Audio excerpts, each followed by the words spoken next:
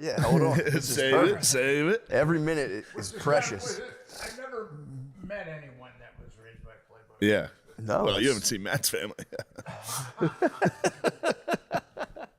We good to go? Yeah, we're good to go. Hey, before we get started, we're here with Nick Bryant, but you asked me how Vegas went. Let me tell you how Vegas went. What happened? Let me hit the band. All right, go For ahead. Show number 2. So show 1 goes great. Mm-hmm. Show number 2, for some reason, 50 seats in the front. 50 seats in the front are just completely empty. Oh, no. Did And 50 Cent do it to... Basically exactly what 50 Cent did, except I think it was the venue that kind of got me, because those are like artist tickets that why the fuck? Yeah. Anyway. So you're supposed to like dole those out. So I walk out, it's front row's pretty empty. I start doing my little act, and about 10 minutes in, a guy in the balcony just goes, "Fuck you, Shane, you fucking sellout piece of shit. Fuck you. Fuck you." He got kicked out. And I was on stage like, "Oh, fuck am I a sellout? I didn't fucking sell out." What the fuck? I was like, it must have been one of those bastard Saudis. But what the fuck? What the fuck, dude? I think he was mad he heard some of that material before. What do you mean? I guess he had heard that material. Because I was, of course, that's 10 minutes in. So the rest of the show, I'm just devastated. Yeah. Like at first, it didn't quite hit me. Oh, that would kill me. And then throughout the show, I was just getting sadder and sadder. And then I get off stage. I'm like, what the fuck? What the fuck was that? Like, I'm talking to everybody. I'm like, what did he mean? How did I fucking tell me how I sold out? No. This is the rest of the night. I'm like, you got Lincoln, dude. It's in the man from the theater. Pop, dude. No. And then Ethan was there. So he was like, I'm gonna find out. I'm gonna find out exactly who that was and what was happening. And I was like, yeah, I sicked my dogs of war upon him, my Jews. Apparently he was like arguing with security, and he was like, he did that material last time he was here. Fuck yeah, blah, blah. I haven't been to fucking Vegas. Yeah. I did like a guest spot on Burt's, which was probably the 15 I opened up with. Yeah, but So he probably heard that first 15 and was just like, I'm done with this shit. Fucking sellout. Anyway, so that was catastrophic. It's never really happened. That was a tough one. Oh, it's terrible. Yeah. So that was sad. That was that's definitely one of those formative moments though. Maybe it'll give you a good fired charge. Yeah. Or does it just sting? So I like every now and again, I've heard of people doing like poorly on those big giant shows you do. Yeah. And they do. This was a small one. I'm sorry, when I did terrible on the one time. I was like, that's gives you a real formative charge. I wasn't going to bring it up. But afterwards, though, I got like a real fire in my belly. But if there was like even like one empty table in the front, I get freaked out. I'm like, why? What is that about? I was so mad. I was like, why would this has been sold out for a while? Why would you leave like 3 rows? Yeah, that's in crazy. the front, and that's all you can see. I'm just kind of talking to no one, and then all of a sudden a guy in outer space is like, "You fucking suck." I was like, shit. You're like, what was that place Elvis got like stuck in? Yeah. What is that place called? What was the theater Elvis got stuck in that he had to perform? Vegas? Yeah. I don't know, but I was thinking Fat Elvis the whole time. I love Fat Elvis so much. Fat Elvis coming out. It's like my favorite video ever. You know what killed him was a heart attack while he was defecating, because he was on so many narcotics. He was just. Oh man, I never realized he was pushing that hard because of he was pushing. The pains. Yeah. And he was probably also swiveling his hips while he pushed. Yeah, Those days, I think, were long gone for Elvis. True. I don't know. Did you ever see Fat Elvis in Vegas? I don't Unchained think I have. Melody is it's awesome. Fucking incredible. So all the Pepsi, or the Cokes, or and whatever. Then just he comes out, you're like, oh, this is gonna be terrible. Is that the thing where he does his karate thing. He does a little karate up front. stage, That's why yeah. everyone's like, Jesus, this guy's done. And then he hits the thinking- unchained melody, and it's just, I did see holy that. shit. It is awesome. My thinking on it was he's gone. Yeah. Well, anyway, Nick, what's going on, man? We were just talking about some disastrous things that happened this weekend, but I'll be all right, you know. I see you got a Napoleon with Bud Light. I like Yeah, that. it was a nice gift. Yeah. Yeah. My friend's girlfriend paying that for me. Wow. Yeah. So yeah, what's new? What's new Yeah, and I'd like shaking? to get right into this. Well, Okay, you know, we gotta I'm get this, the guy all right, never that, mind. I'm the guy that you invite when you want to hear about child trafficking and child abuse. Yeah. It's really That's one way to put it. it's quite a distinction, I got to admit. But I do want to say, when I first met you guys, you were living in, I believe, Queens. Brooklyn Yeah. or Queens, yeah. Mm-hmm. And now you've got a sitcom on Netflix, which, if I ever get tired of being a writer, I'm going to aspire to work at a tire shop. I mean, it looks like We actually have a child trafficking episode. Oh, really? Wow. working on I it. got right Get you man. in there. And then be a I saw consultant. Matt a couple weeks ago on Netflix, and he enumerated every reason why I've never been married. Well, thank you, sir. But I'm glad to be back. Always like to hang out with you guys. Always a good time. Yeah, it's very nice to have you. This is it's very reminiscent of the Skrilla episode. Yeah. How so? Just Yeah. polar opposite. Just joking. I thought you was like, his face isn't covered. The last time I was on here, I was starting a nonprofit organization called Remember that. Epstein Justice. And what we're trying to do is get an independent congressional commission to look at the crimes committed by Epstein. Right now, some legislators are trying to get a bill through, but I don't think it's going to work. It's called a discharge petition. And they need a majority in the House, which they have, but Mike Johnson isn't swearing in this one who became a representative in Arizona. So if they can get a majority in the House, it can become a bill. It would be Bill 165. And if they can get a majority in the House to vote on an Epstein investigation, then it'll go through Senate Majority Leader John Thune, who is very skeptical. He's not been very positive about an Epstein investigation. And if it can get through him, then it goes to a vote to the Senate. And if it can get through the Senate, then Donald Trump has to sign it into law. And He's Donald definitely Trump, not Oh, he's gonna he'll sign it. You should have burned it. without a doubt. What's plan B? So what we're shooting for is an independent congressional commission where we need a majority in the House and we need a majority in the Senate, but we don't need a presidential signature. Right. And our plan is to harass legislators until they do the right thing and make sure that, because there's 218 that are willing to vote for this discharge petition. So there is a majority there. And I think that there would be people receptive. It's unfortunate, though, that it's partisan. I mean, all we want is a simple investigation into child trafficking, Epstein-related child Yeah. trafficking, but it's become a partisan issue. When you would think that every legislator would want to vote for, yes, we need an investigation into a child trafficking network where no one has been indicted except Yeah. for Ghislaine Maxwell. Yeah. Anytime like somebody like Thune, who if anybody's like cynical against it, it's like Yeah. it's kind of it's a weird thing to be against. You know?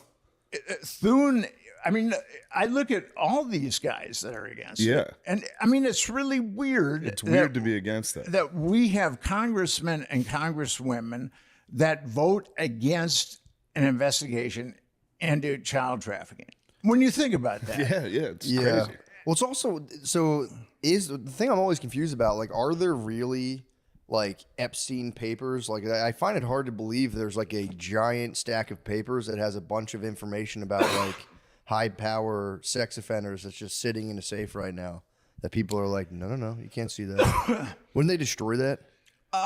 Well, I released Epstein's Black Book and flight logs Yeah, remember in that. 2015. And all the perps are in that book, and all the perps are on the flight logs. I mean, there's a lot of other people that are named, but there's a lot of perps.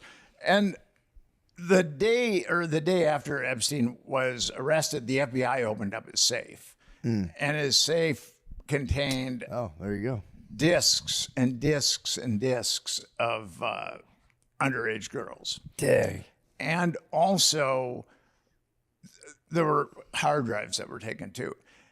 And the thing about Pam Bondi, she's saying that the FBI just started looking at this stuff a couple of months ago, which is total bullshit. I mean, the FBI and Department of Justice and whoever else was covering up for Epstein, they were looking at that stuff in 2019. It didn't like sit in some dark corner of the FBI. And now we've got to look at it 6 years later. So the Trump administration has been guilty of a lot of lies. Pamela Bondi came out and said, yes, it's on my desk and we're going to release names. And then they released it and it was a nothing sandwich. I provided more incriminating information on Jeffrey Epstein and his network in 2015 than Pam Bondi did in 2025. That's pretty weird, actually, now you say that. And then she said that she'd been bamboozled by the FBI field office, that they had, because it was such a nothing sandwich. And then she said, now she has a truckload of evidence. And she said, It's never great. Whole truckload of CP. Yeah, what's the protocol for them watching? Is there like a specific government protocol? You have to literally watch child pornography. Like, how do they do? Is there like a 30-second increment thing, or like how do they do that? I don't know. They probably hired some pervs or something. It's There's probably plenty of them in the government. It's just perfect. We got a couple guys that'll volunteer over there. No, for real, that's like fucked up to have to watch Of course. that. Yeesh.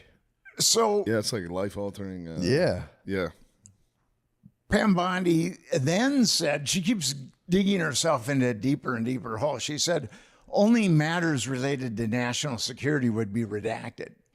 So now she has to tell us what a bunch of child molesters have to do with national security.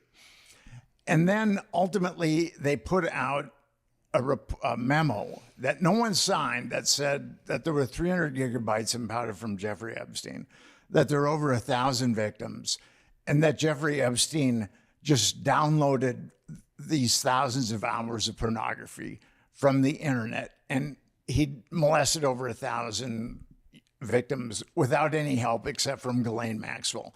I mean, total bullshit. And Bondi had said earlier that there were videos of Epstein molesting underage girls. So the lies have just kept mounting and mounting and mounting. And I think that that's why this case is being kept alive. One of the reasons why is people want to know the truth. Yeah.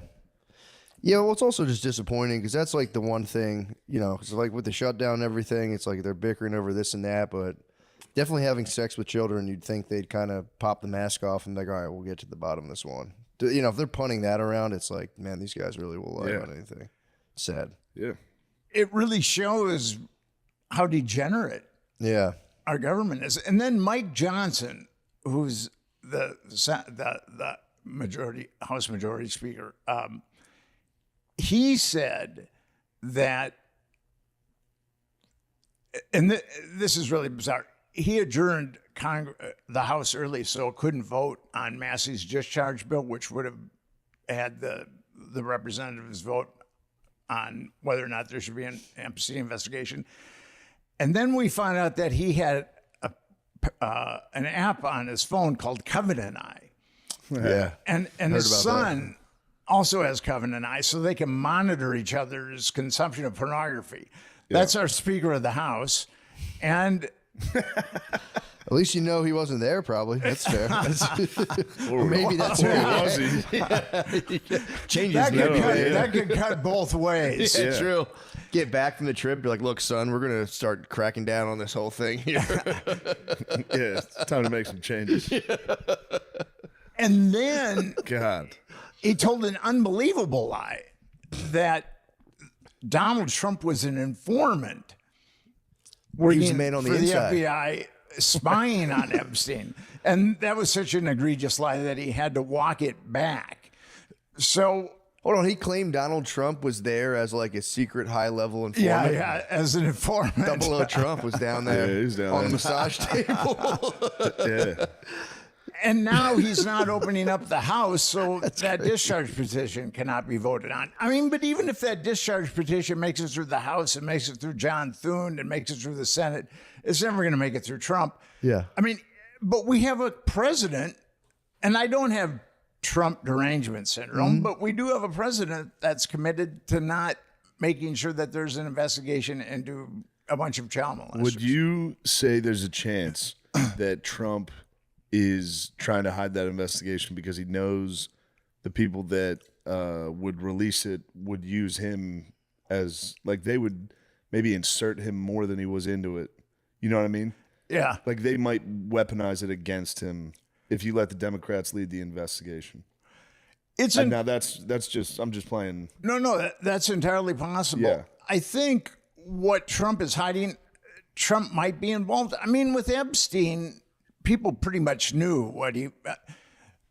John McCain's widow was being interviewed about Epstein, and she said that everybody knew what Epstein was about. Yeah. So Yeah. it's not like a secret that what Epstein was about. Yeah. And Trump hung out with him for a long Didn't- time. Now, the thing I've always been told is he stopped hanging out with him after Yeah. the first time Epstein got caught in Florida. No, it was before. Okay, so there's two stories about that. Yeah. There's that Epstein did something very inappropriate to an underage girl at Mar-a-Lago, and then the other story is that they had a bidding war on a mansion in Florida, and Yeah. that for some reason that ended their friendship. We really don't know. Oh, really? Yeah. It's a damn pedophile outbitted me, son of a bitch. Yeah.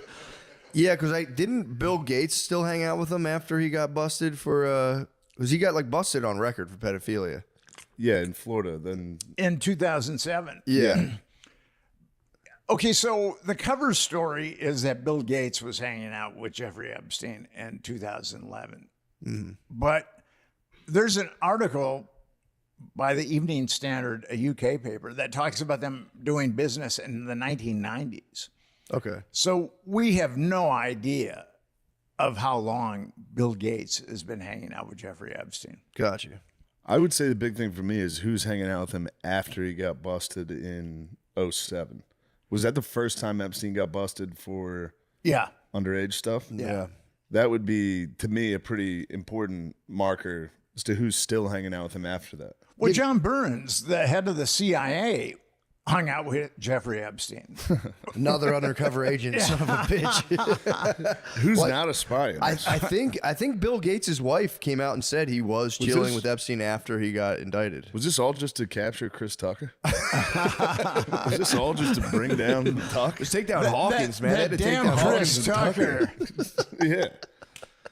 They got Spacey, Tuckman, and fucking Hawking. This is all No, for no, that. it was Spacey and Tucker and Clinton on Epstein's plane. Yeah. Now you know that something very aberrant went down there with those. Aberrant's a good word. Allegedly. Yeah, dude, I don't know. Allegedly. Yeah, true. This whole podcast, allegedly. Exactly. We're merely speculating. But yeah, I mean, so do you worry the kind of like appetite for justice will fizzle out under all kind of the current just people just, I guess obfuscating Zord, just being like, whatever, who cares? Let's move on. We got bigger fish to fry. I don't think so. I mean, this thing has been covered. The Bush 2 covered it up. I mean, he was the guy that got the ball rolling on the cover up. And you in explain that? 2007. Oh, yeah. So, and then Biden covered it up. Yeah. And Obama covered it up. And Trump covered it up. So it's been the covered hell up happened? by 4 different presidents. Jesus Christ. Must have been the sickest part. It's Project X, dude. They did it. Hawkins had the ski goggles on. Yeah, like that makes it seem so horrible. It's the party of the century. They can't tell their parents.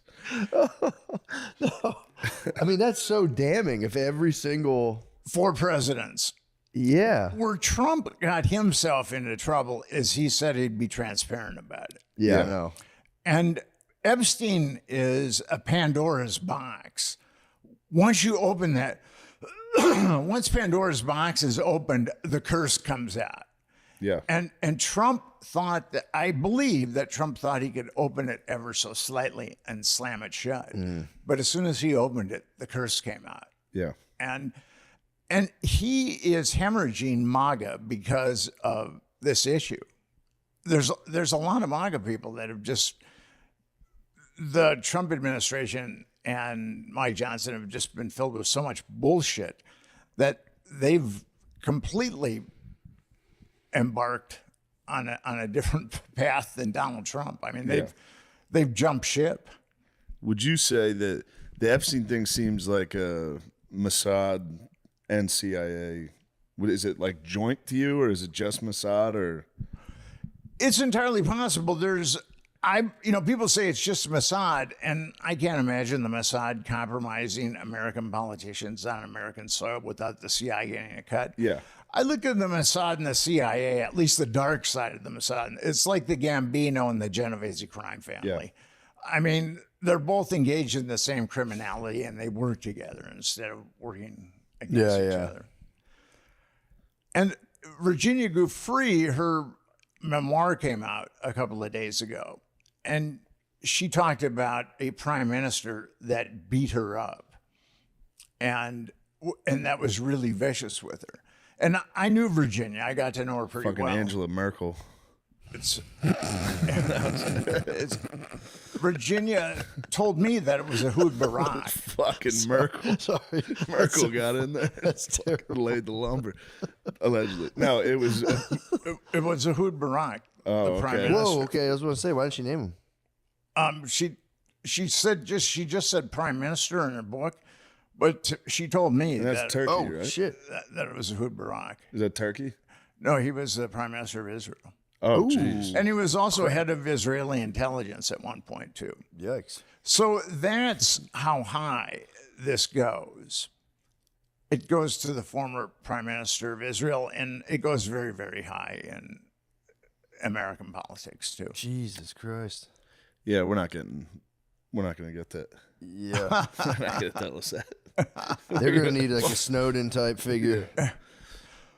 Well, and I think that's why Americans really want to know how corrupt their political system is. And I've been writing about political blackmail for 22, 23 years. And I think that our political system is rife with blackmail. Even if Trump isn't involved with Epstein, he's protecting a system that's heavily compromised. I mean, that's what I believe. Yeah, I mean, that as far as I can, I mean, I don't really know much about the government, but yeah, if they can't release that, if they do have damning evidence that they can't release, it's kind of proof. I mean, their whole thing is kind of like, dude, there's nothing there. People are hyping this all up. It's not what they said it was, but I don't know. There's Seems like over there could be. 1,000 victims that we know of. There you go. And- Nice. Good counterpoint. We know, we know that, and then we know the procurers. We know who a bunch of the procurers are. What? I mean, the New York Times has written an article on 6 procurers, and Politico has written an article on 5 procurers. So we could take those procurers and indict them on multiple counts of child trafficking, and then they would roll over on the perps, and then you've got a bunch of victims who would be willing to testify against the perps. I mean, this whole thing could be taken care of really quickly if the Department of Justice had the will. If Pamela Bondi and Kash Patel weren't lying their asses off, this could be taken care of. Yeah, that was the one thing that kind of sunk them when they were asked directly, like, were you told to warn Trump if anything came up, kind of like indicting him or alleging that he was involved, and they would be like, why are you even asking me this?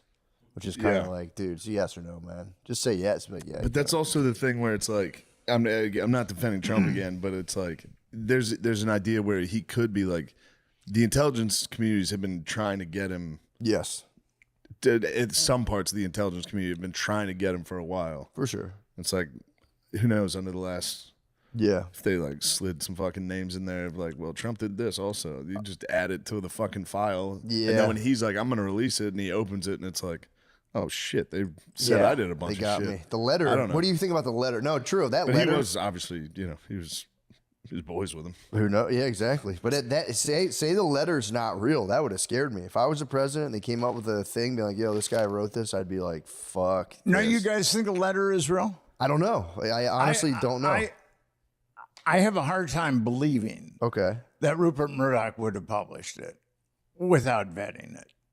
And if you look at the birthday book and the other entries, it's consistent with what's in the birthday book. Yeah. So, So you believe the letter is real? yeah, Yeah. I do. Can he draw like that? That was like kind of fucking impressive, honestly. Taken out of the context. I mean, he probably had a kid do it. I was impressed with the handwriting. I don't have very legible handwriting. No, So but even every- shaping it like the. yeah. Also, the wordplay again, just taken out of context, was I thought fairly strong. Judging it as a piece of prose, I was like, damn, I didn't know Trump had had that in him. Blood of the poets coursing through him. So I've been in this reality for a long time. I've been investigating Epstein since 2012. What do you guys think? I mean, what's your surmise on all this? Part of me if I'm being honest, it's like there is something awesome about being like, yeah, all the guys on top are sick perverts and I get to take them down. So there's part of me that like not wants it to be true, but I get like excited for that to come out. So I try not to get too like, yeah, it's definitely the case. But the more and more people who really research it tend to be like, yeah, it was definitely a giant conspiracy that's being covered up. So I kind of believe that. I think it's I think there's a strong possibility it's a horrible, terrible conspiracy that's getting covered up by super powerful people. Yeah. So 89% of the American people want the Epstein files to be released. And the government. Shout out to those 11%. Yeah, I was thinking there's probably 11% are probably pedophiles. That's crazy. I think they actually they polled. I don't know what country it was in, but they were like, should we relax the child like the pedophilia laws? And I do think there were 14% of people, it was either pedophilia or child pornography, were like, shouldn't be that big of a deal. Which is crazy. That's crazy. Well, Alan Dershowitz is on record saying that child pornography should be legal. Yeah, dude. He was one Bad of take. Epstein's swell. Maybe it was a swell podcast. pals. Maybe he might have been doing a podcast. It might have been out of context. He might have been joking. Damn, what's his argument for that? Being like, Probably have that quote at some point, dude. We've done this for a million hours. I'm sure there was one night where I jokingly said that. Dershowitz is a serious man. I'm serious as hell. Fucking sell out. Fuck you. Matt, stop laughing and get quiet. Matt, seriously, I know we fuck around a lot, but I want to make it a really important This is an point. important thing I want to say. You in You got to 2017. legalize it. It's you in 2017. Legalize it. Matt, seriously, you fucking stop messing around. I want to make a point. So why did Dershowitz say that? I think Alan has some psychological issues Yeah, fair. towards women. I Thinks they're busted too him old. lying. And he was sued by, Virginia Giuffre's affidavit came out in 2015, and she said that she'd been molested by Alan Dershowitz and Prince Andrew and Jean-Luc Brunel. And Alan Dershowitz went on the offensive, and he He's was like, I don't talking. think it's a crime. What's that? What was his offensive like? I don't think it's a crime. Well, no, his offensive was, I never fly without my wife. Oh, the Pence. And, and then the pants too. And then the flight logs that I had that I put up showed that he was definitely flying without his wife. Liar. So And so he told American Lawyer that he only flew with his wife. And then I nailed him lying. I said, are you sure you want to go with this? And then he said, well, maybe I forgot, this girl. Forgot to bring her to the sex island. And then he changed his tune because. That's right. She wasn't there. She would have hated it. Wait, so he did? He changed it and it was like, okay, so maybe sometimes I do. Well, he changed his tune in a deposition, and he said that his wife flew with him on Jeffrey Epstein's plane. So, I busted Alan. Dang. And lying. He had to change it up a little bit. He had to change it up a little bit after that article came out. What office does this guy hold? What does he do? I always hear his name. I don't know really what he does. Well, I mean, he's a retired Harvard law professor, but he's made his name defending rapists and murderers.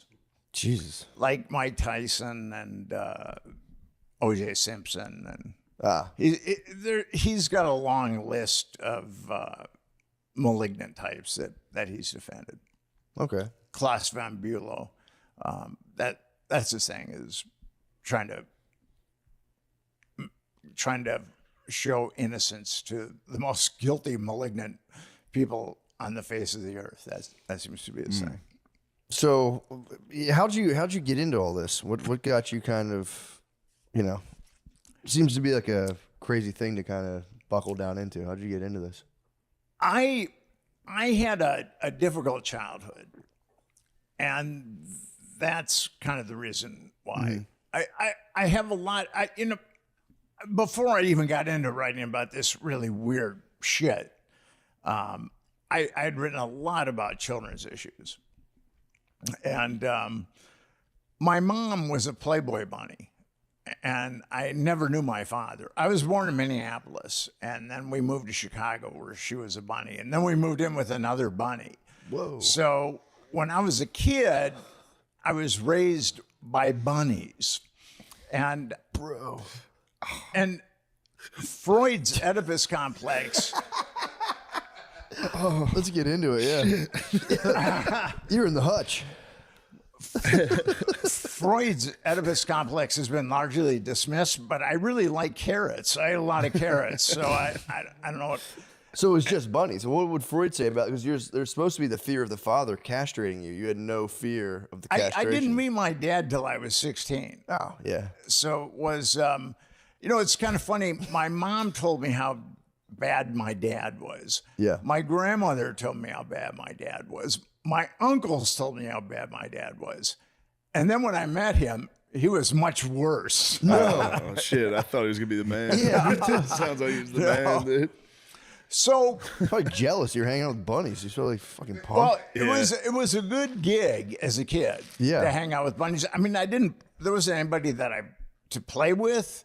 For sure. But the bunnies were always really nice to me. That's nice. And my mom went to LA. My mom and I went to LA. She split Chicago. We went to LA. And, but we lived with two women, and one of them married a mafioso, and one of them became a prostitute, and a high-class prostitute. And my mom ultimately married an attorney. So he was an asshole, but she got the best bet of the best deal. So just to bring it back, so why was your dad's what was your impression of your dad when you finally met him at 16? Like, what did he do that you were like, damn, this guy is a fucking asshole? But I mean, just he dripped of it. I mean, there wasn't a benevolent bone in his body. I mean, just a really nasty, foul human. Damn. Yeah. So you met him, and I'm sure you were pretty stoked to meet the guy finally. And what did he do? Was he just like? Yeah, I probably met him 10 times in my life. Okay. I've got a rare neurological disorder that I've had 2 major neurosurgeries for. It's called dystonia, and it disfigures people. Mm-hmm. And there's only 2 neurosurgeons in the country that perform the kind of surgery that I need. One's in Jacksonville, Florida. One's at the Mayo Clinic in Rochester. And my last neurosurgery was about 10 years ago. And I called up my dad. I hadn't talked to him in a while. And I said, I'm going to have neurosurgery and I'm going to have to get cleared before I go back to New York. So I'm going to need a place to stay. And he said, you got yourself into this. You get yourself out of it. What an asshole. So you're absolutely right. The guy's a fucking asshole. That's Class so A jerk. His son's about to have major neurosurgery. Hey, you did this to yourself, asshole. You got to get yourself out of this. Oh, man. So that is my dad in a nutshell. Yeah. What a hard ass. He died last year. I hadn't seen him in 20 years. I mean, we talked on the phone occasionally, but I went and saw him before he died. And What did he die from? If you don't mind me asking. Neurosurgery? Yeah. I think it was his heart that ultimately. But you know, the guy, I got to admit, as far as alcoholics go, the way that he drank, all his brothers died in their early 60s, but he made it to his mid 80s. Kept it rolling. Yeah. I mean, impressive. Yeah, the hate fueled him. The hate will fuel you.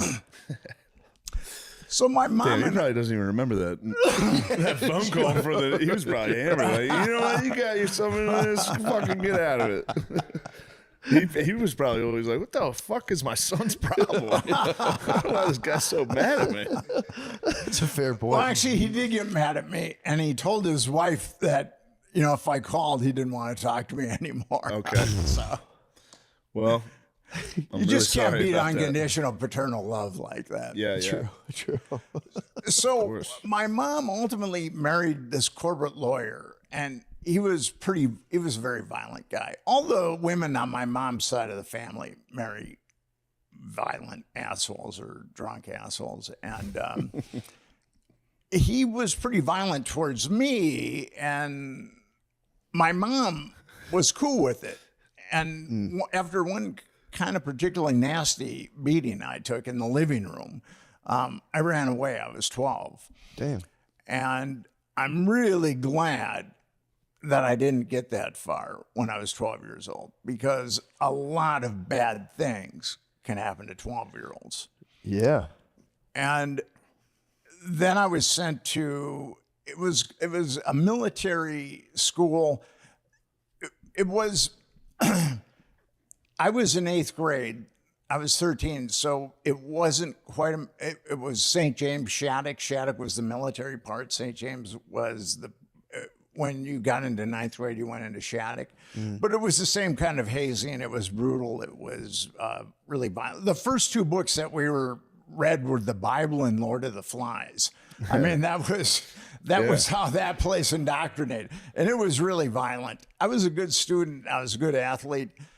And my mother and stepfather said that I didn't have to go back if I did well. So I did well. And they said, well, you know, since you've done so well, you know, we're going to send you back. And I said, I'm not going back there.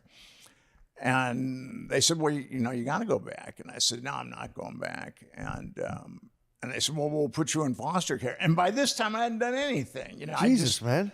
And then I ultimately ended up going to public school. But at that point, So they didn't put you in foster care. You called their bluff on the. yeah. And then Kicking at you out that of the point, house. I started smoking weed.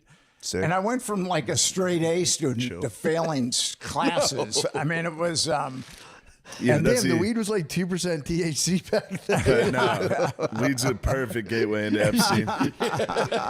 Smoke a little weed, you go, these motherfuckers are pedophiles. I'm going to get to the bottom of this. Damn, so you started toking. and then I tuned in, turned on, and dropped out basically. And Just off the weed, or were you taking anything else? I was doing other stuff too. And then I got kicked out of a high school. And then I ultimately ended up at a high school that an avocado could have graduated from. I mean, this high school, they gave us... Reading. Reading, PA. We got a couple avocado grads. We got some avocado grads. Some Haas avocados. So then you say you got through. They pushed you through. Well, so at this high school, they gave us pinball machines, foosball tables, pool tables, and smoking lounges. That's awesome. To keep us there. They really, I mean, and I knew that some of my friends were dropping out, and I was a major knucklehead at that point, still kind of a knucklehead, but I realized I would never have an easier ride for the rest of my life than this high school. So I graduated from high school, and then I started hitchhiking around the country. Jesus. And that was really a good time. What year was this? I started hitchhiking around about 79. Whoa. And the 60s as like a cultural movement went from like 1959 through like the 70s. And when I was there's a book by Jack Kerouac called The Dharma Bums. And It's going to be the road, but whatever. The road, I know. What's it called again? Dharma Bums. Dharma and on the Bums. road too. They're both about, Yeah. hitchhiking around. Didn't one of his friends try to levitate the Pentagon? I I think it was that Allen was- I think Ginsberg. that- Sounds awesome. Him and his friend tried to levitate. They tried to meditate until the Pentagon started levitating off the ground. It was like a big thing during Vietnam. Literally the dumbest dudes of all time. I wonder if the Pentagon took him seriously at all, though. I think they probably did. Pentagon was probably, they're outside. They're trying to levitate us right now. That didn't. Hold on to something. We're going to get levitated. It might have been Ginsberg. Ginsberg, I think it was Ginsberg. You're right. It was Dumbest Ginsberg. fucks alive are outside. It's our worst nightmare. Because there's people in Vietnam, they would get reports and be like, I don't know, like, what's going on back home? Like, I don't know, some fucking weird poet's trying to levitate the Pentagon. They're like, motherfuckers, jerks. Yeah. We're going to send two guys out there to beat the fuck out of him. You went to West Point, right? Very, very briefly, yeah. A couple weeks. Why did you? Why was it such a short tenure? I knew I wasn't going to make it before I got there. The last like 2 months leading up to it, I was like, I made a huge mistake. And then as soon as I got there, I knew I made a huge mistake. Yeah, that was it. Did it change your perspective on life? Is that what made you decide to become? I mean, it was a giant, humiliating failure, so that probably helped. Set you up for comedy. I was young. I was like 17, and I experienced like a town-wide humiliation. Oh, really? Yeah, my whole town was excited about it. Oh, wow. And 3 weeks later, I was on my parents' couch. They were like, "You fucking loser." Yeah, I never thought about it like that. yeah, it was a very. I thought you could just get out and be like, wasn't for me. But yeah, it's, Yeah, I mean, you think that. yeah. No one's gonna care. No one's gonna make fun of me for the rest of my life. True, especially Yep. Central PA. Yeah. Central PA, they were fucking pumped I was going. Yeah. Yeah. That book I'm reading right now, Vietnam Percasey, or Percasey, whatever it's called. They talk about how he's just like he's in high school. Him and his friend are like playing, soldiers at like 13. Yeah. 17 comes around. He's like, bro, send me to the Marines. And I really think, because back then they didn't have the internet. So like, they're like, I'm going to join the Marines. And I think they thought people would be like, welcome, hero. Here's your quest. Yeah. And you're just screamed at on a bus from day one. Like, get the fuck, I'll fuck your mom, you little bitch. And then you're just like, they got there and they're like, this isn't at all what we thought was going to happen. Well, yeah, that happens. Yeah. That does happen. And you're West Point, the same. Now, the boot camp's not like that serious. Yeah. But it is different, especially when you're recruited for football. Yeah. Every time I would go visit there, I'd be like, this place is awesome. Oh, they Everyone's having a fucking blast, tricked you. dude. This is all great. And you get there and they're like, Bitch. yeah. And I wasn't as smart as everyone else there. And there was a lot. I did not belong. So. Because after my year of regimentation at Shattuck St. James, I mean, that was it. I was done. And I hadn't really been turned on to church or God or anything like that. And they were really heavy on God and violence. And I just kind of discarded everything once I started getting high. Yeah. I had a lot of anxiety with my stepfather. And then I had a lot of anxiety with that school because it was very violent. And once I started getting high, that anxiety just kind of melted away from me. Tight. And that kind of was my trajectory. But being on the road at that point was a really good time because you'd meet other Dharma bums, and we were all young and idealistic and looking for ourselves, looking for the world, looking for America, and it was really a good time. Then how'd that bleed into the 80s, though? Because then the 80s, didn't that become a whole different whole thing? The 80s was different. I got off the road when I was, I think about 82. Okay. I noticed one thing about my fellow Dharma bums. Dharma is the Pali word for truth, and bum is the American word for bum. And my fellow Dharma bums, as they got older, their Dharma was receding, which only leaves bum. So I think that's how most bums. Yeah, it's pretty typical. And then cocaine came around. Yeah. I did some of that. Yeah. That probably changed the whole vibe. You guys became venture capitalists. I ended up at the University of Minnesota. They had a program where if you hadn't been to school in 4 years, you could take classes, and if you did well, you'd matriculate. And so that's what happened is I took classes. So I got very lucky that they had that. Sure, Golden Gopher. Golden Gophers, yeah. Hell yeah. And I mean, that football team has sucked since 1960. Yeah. But I No, they got a guy right now. The coach is doing all right. Fleck. You gotta look Yeah, him up. yeah. Oh, you know about Fleck? yeah, I know about Fleck. Yeah. He could row the boats, dude. They could be all right. He's highly entertaining. He kind of reminds me of the Music Man, that musical, Yeah. or he thinks that he's making people think that he's actually got a good football team. He's doing all right. But Ohio State beat the U of M like 41-3 or something. That'll happen. Yeah, Don't do that to everybody. But they beat Nebraska. They The did Gophers beat Nebraska. That was nice. But Nebraska's been pretty bad since Tom Osborne split. So Damn, dude, I didn't know you knew Ball. Ball and Epstein? Let's go.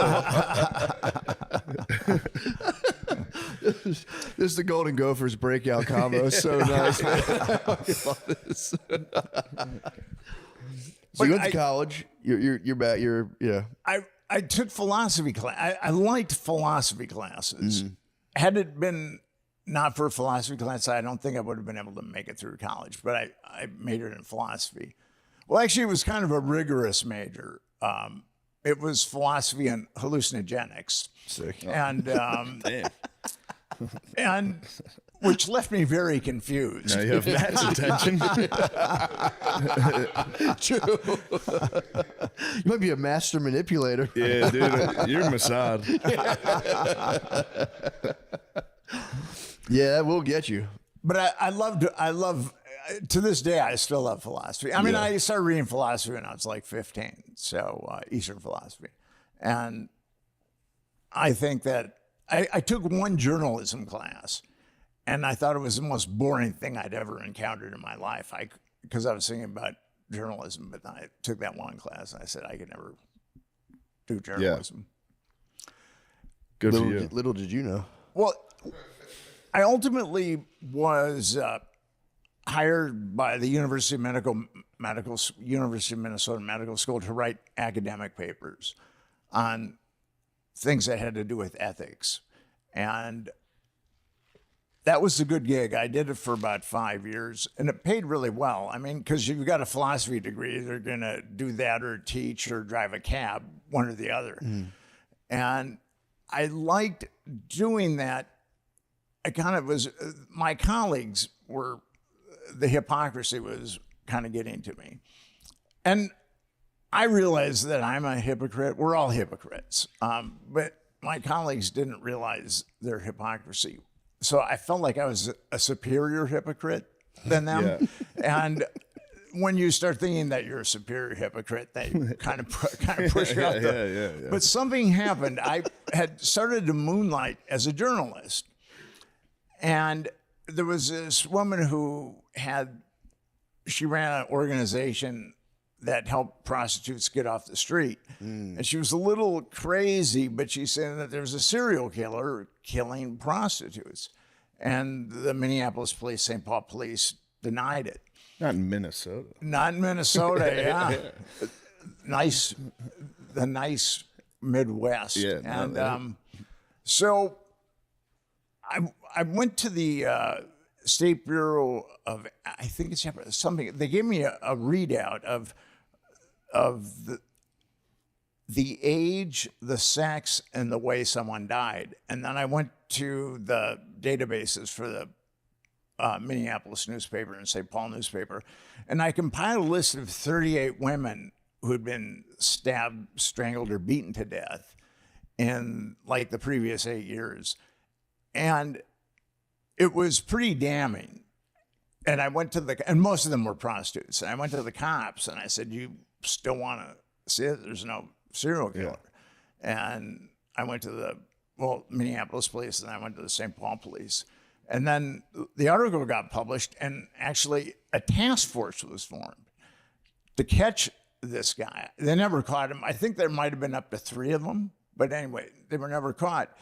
And I'd written these academic papers for 5 years, and I'd written a book that was, I thought, a pretty good book, or I'd co-authored a book, and it got nothing done. And here I write an article, and there's a task force formed. So that's why I kind of changed gears and got into journalism. Yeah. That makes sense. You got to look into Austin. Yeah. You might have something. I mean, the FBI is even cop to it. Yeah. How many? Do they? I guess it's a hard thing to have statistics on. Do they know how many serial killers are like on average in a country in a given time? Is there like always like 5 or 6 of them kicking around? Okay, so the FBI, when I was writing about serial killers, I haven't written about since I'm writing about government malfeasance. It's so much more evil than serial killers. Yeah, but that's bad. But the FBI said that there were 50 at any given time. But I talked to other people that said that it's more like probably 200. Dang. Yeah. Was that around MK Ultra? Isn't there like a correlation? Like people try to.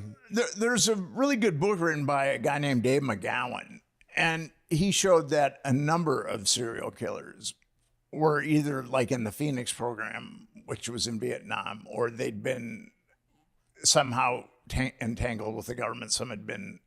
He made an argument that some had been through MK Ultra. And it's called Program to Kill. Really a good book. Yeah. Really a good book. Damn, I didn't know. I'd strongly suggest it to anybody that's into serial killers and the government creating serial killers. Dang. Matt took LSD, and I've seen a darkness in his eyes since then. He might be Matt MK Ultra himself, but he's going to strangle a hooker. I need a conservatorship immediately. I need to move back in with my parents. I should move my whole family back in with my parents and be like, guys, I can't stop thinking about killing gay guys in Austin. Take me in. That'd be nice, actually. What was your jump off point? Did you go to college or did you? I did. I kept going to college after West Point. I went to Elon, failed out of there, went to Harrisburg Area Community College, and then I went to Westchester University. And then while I was at Westchester, I started doing stand-up a little. And that was it. Just kept doing stand-up. And you were kind of hooked? Yeah, for sure. I read Lenny Bruce's book, How to Talk Dirty and Influence People. And the first time that he got up in front of a crowd and got laughs, he said he was hooked. Yeah, that's typically how it works. How about you, Matt? Same thing. Yeah. When you get the room laughing, you go, oh, this is a nice feeling. Yeah.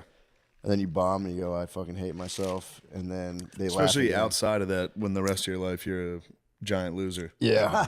You have 5 minutes once a week where you're like, yeah, maybe I'm cool. Really. So when I was hitchhiking, I lived on the ashram of a guru. And I might have talked about that with you guys.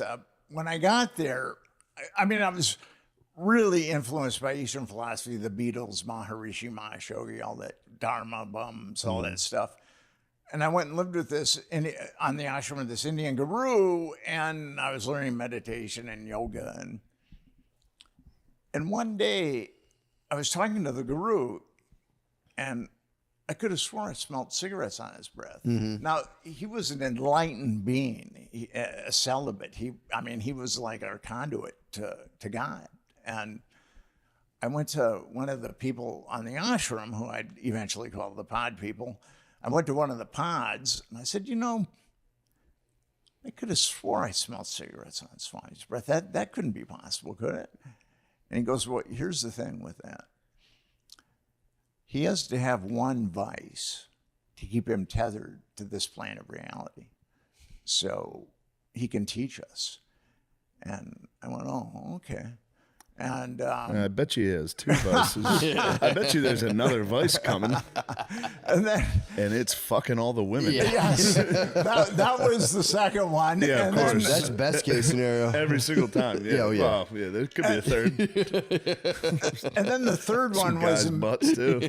embezzling money from his more affluent initiates. Well, you got to be able to do it. It's the only way. And I was thinking to myself, this guy must be very spiritually advanced if he has to do all that just to stay on this plane of reality, so he can teach us. It's happened to Bernie Madoff.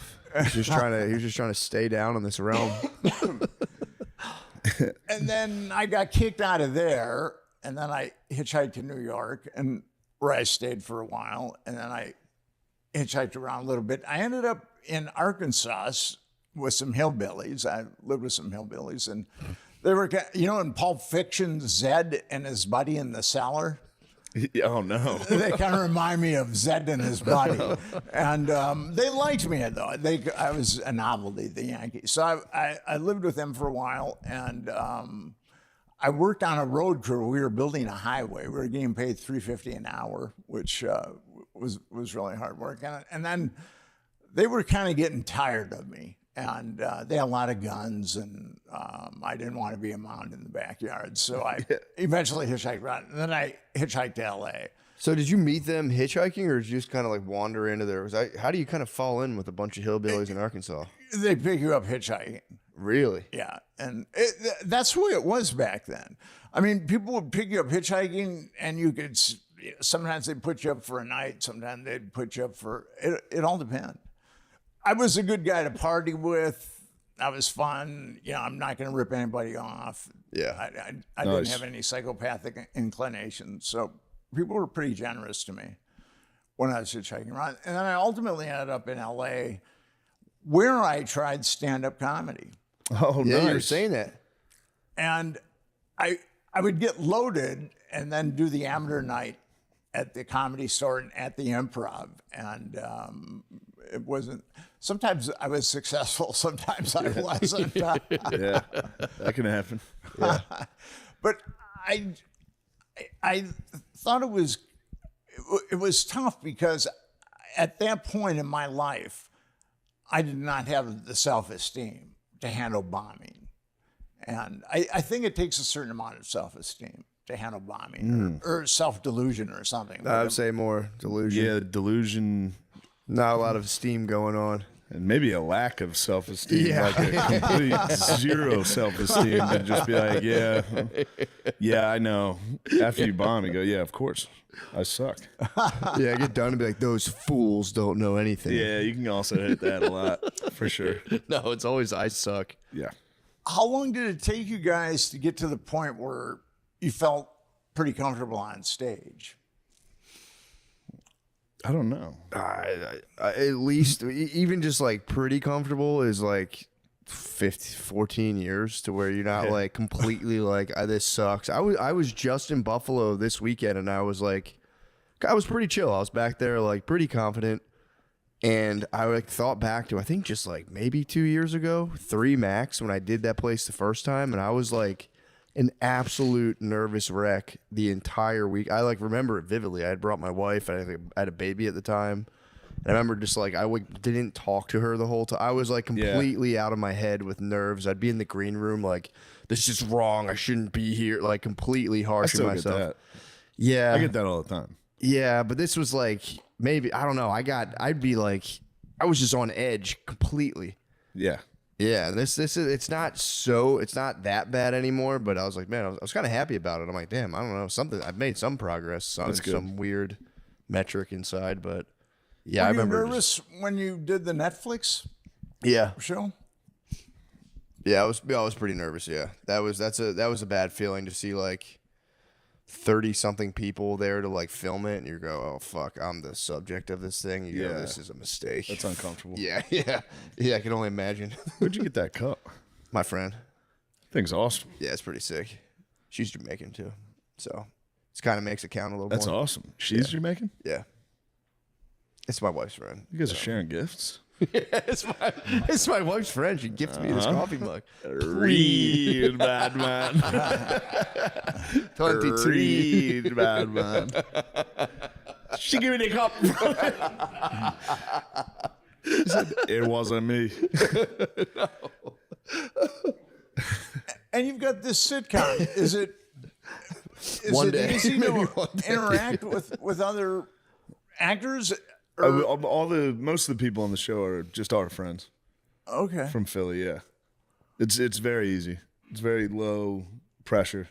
Because some comics can make the leap to sitcoms and other ones can't. We'll see if we can keep it going. I That'd like be the nice. show. Thank you very much. I appreciate that. As I said, it's My dad loves it too. He's always Really? like, yeah, my dad. He's like, he watches it all the time. Matt's in it. Matt's got 2 episodes. yeah. Yep.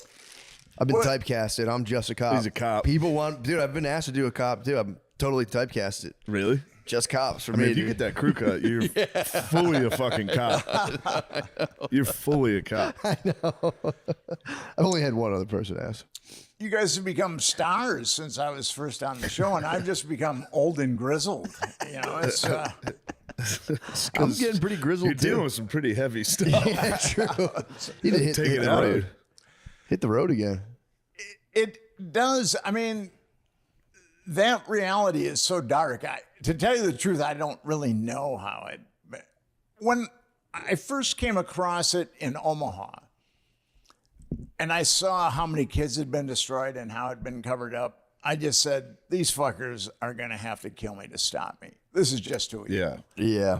And then Epstein came along, and I thought, because I wrote a pretty good book on the Omaha network, Yeah. but we couldn't get it. People just didn't want to believe that the government would be involved in something like that. And then Epstein came along, and then that kind of gave me a second wind. And because I spent 7 years on that first book, and I was doing podcasts where people are asking me about the Illuminati and shape-shifting reptilians and shit like that. Mm-hmm. And I'd worked so hard on this book, and nobody was buying it. And now people are buying it a lot. So because of Epstein. I mean, Epstein has given the book a resurgence. Wait, so what would you say when you'd be on those programs? They'd be asking you about like shape-shifting reptilians. Would you just be I like, would say something pretty snarky, and then they would get upset with me, and then that would kind of be the end of a congenial conversation. that would kind of piss me off if I spent 4 years researching Yeah. and writing a book. You know, like, what about interdimensional reptilian avatars? Well, I was. There were these, I guess, evangelical. They had a conspiracy show. I guess it was relatively big, and I'd never heard of them, but I talked to them like about a month before I was going to go on. I said, you guys should really read the book. Yeah. Because there's a lot of apocrypha floating around on the internet about this. And then they called me up, and they were very happy, evangelical. Hey, Nick, how you doing? And and I asked them, did you read the book? And they said, no, but we've been cruising the internet, and we know a lot. And then, like, one of the first questions the dude asked me was about the Illuminati, and then there was some other crazy questions. I said, man, you obviously have not read this book. And Wasn't there some evangelicals in Florida in the book? Or whatever. Didn't they say they were like a church group, that van of... the Finders. the Finders. Oh, yeah. Well, that was just a weird cult. Yeah. Yeah. And so the guy said, well, what politicians have been compromised? And I said, well, it's really kind of impossible to explain to you the politicians that have been compromised unless you really understand the kind of power that was deployed. To cover this up, there were 2 grand juries in Nebraska and 1 grand jury in D.C. that covered this up. So I can name names, but it wouldn't have any meaning without. And then he started yelling, who are the politicians? Who are the politicians? And then, because I'd been a little snarky myself, so that was the end. And they were going to call me back and thank me for the interview, and they never did, man. I'm still waiting for that call. I think I hurt their feelings. Yeah, what was the name of that? Wasn't it called like the Boys something? Or that was Boys the thing Town connected to the Franklin scandal and all that stuff? Yeah, the pimps were getting kids from the Boys Town, which is probably the most iconic, famous orphanage in the world. I was just talking to one of those kids earlier today. This kid, man, he's been through hell. His mother was a schizophrenic, and he was put in multiple foster care homes, and where he was molested. And then he went to Boys Town when he was 12. And he was picked to be one of the kids that was flown around. Jesus. And this is actually in the book. He couldn't take it anymore because some of these pedophiles are very sadistic, like what happened to Virginia Giuffre with Ehud Barak. Some of these pedophiles are, and then after a weekend of very sadistic treatment, he went to they have houses and house parents in Boys Town, and he said, I can't take it anymore. I can't take. And Boys Town put him on a plane to Atlanta the next day and deposited him in a psychiatric institution. Dang. Where he was there for a year. And some of the other victims that I talked to that were molested at Boys Town, the exact same thing, they've been put in psych. Now, it's entirely possible that going through something like that could really mess you up psychologically, but it's also a great way to say, if this kid comes forward and says, I was molested, yeah, he's a head case. We don't worry about him. Yeesh. So, yeah, it's kind of it's been dark, but the thing is, I've been at it for so long. And with Epstein, I see light. I mean, I just think it would be, according to the Centers for Disease Control, 25% of underage girls and 5% of underage boys have been molested in our country. And people in the field think it's slightly conservative for girls and very conservative for boys. But if you just go with the CDC numbers, you got 50 million kids. Eesh.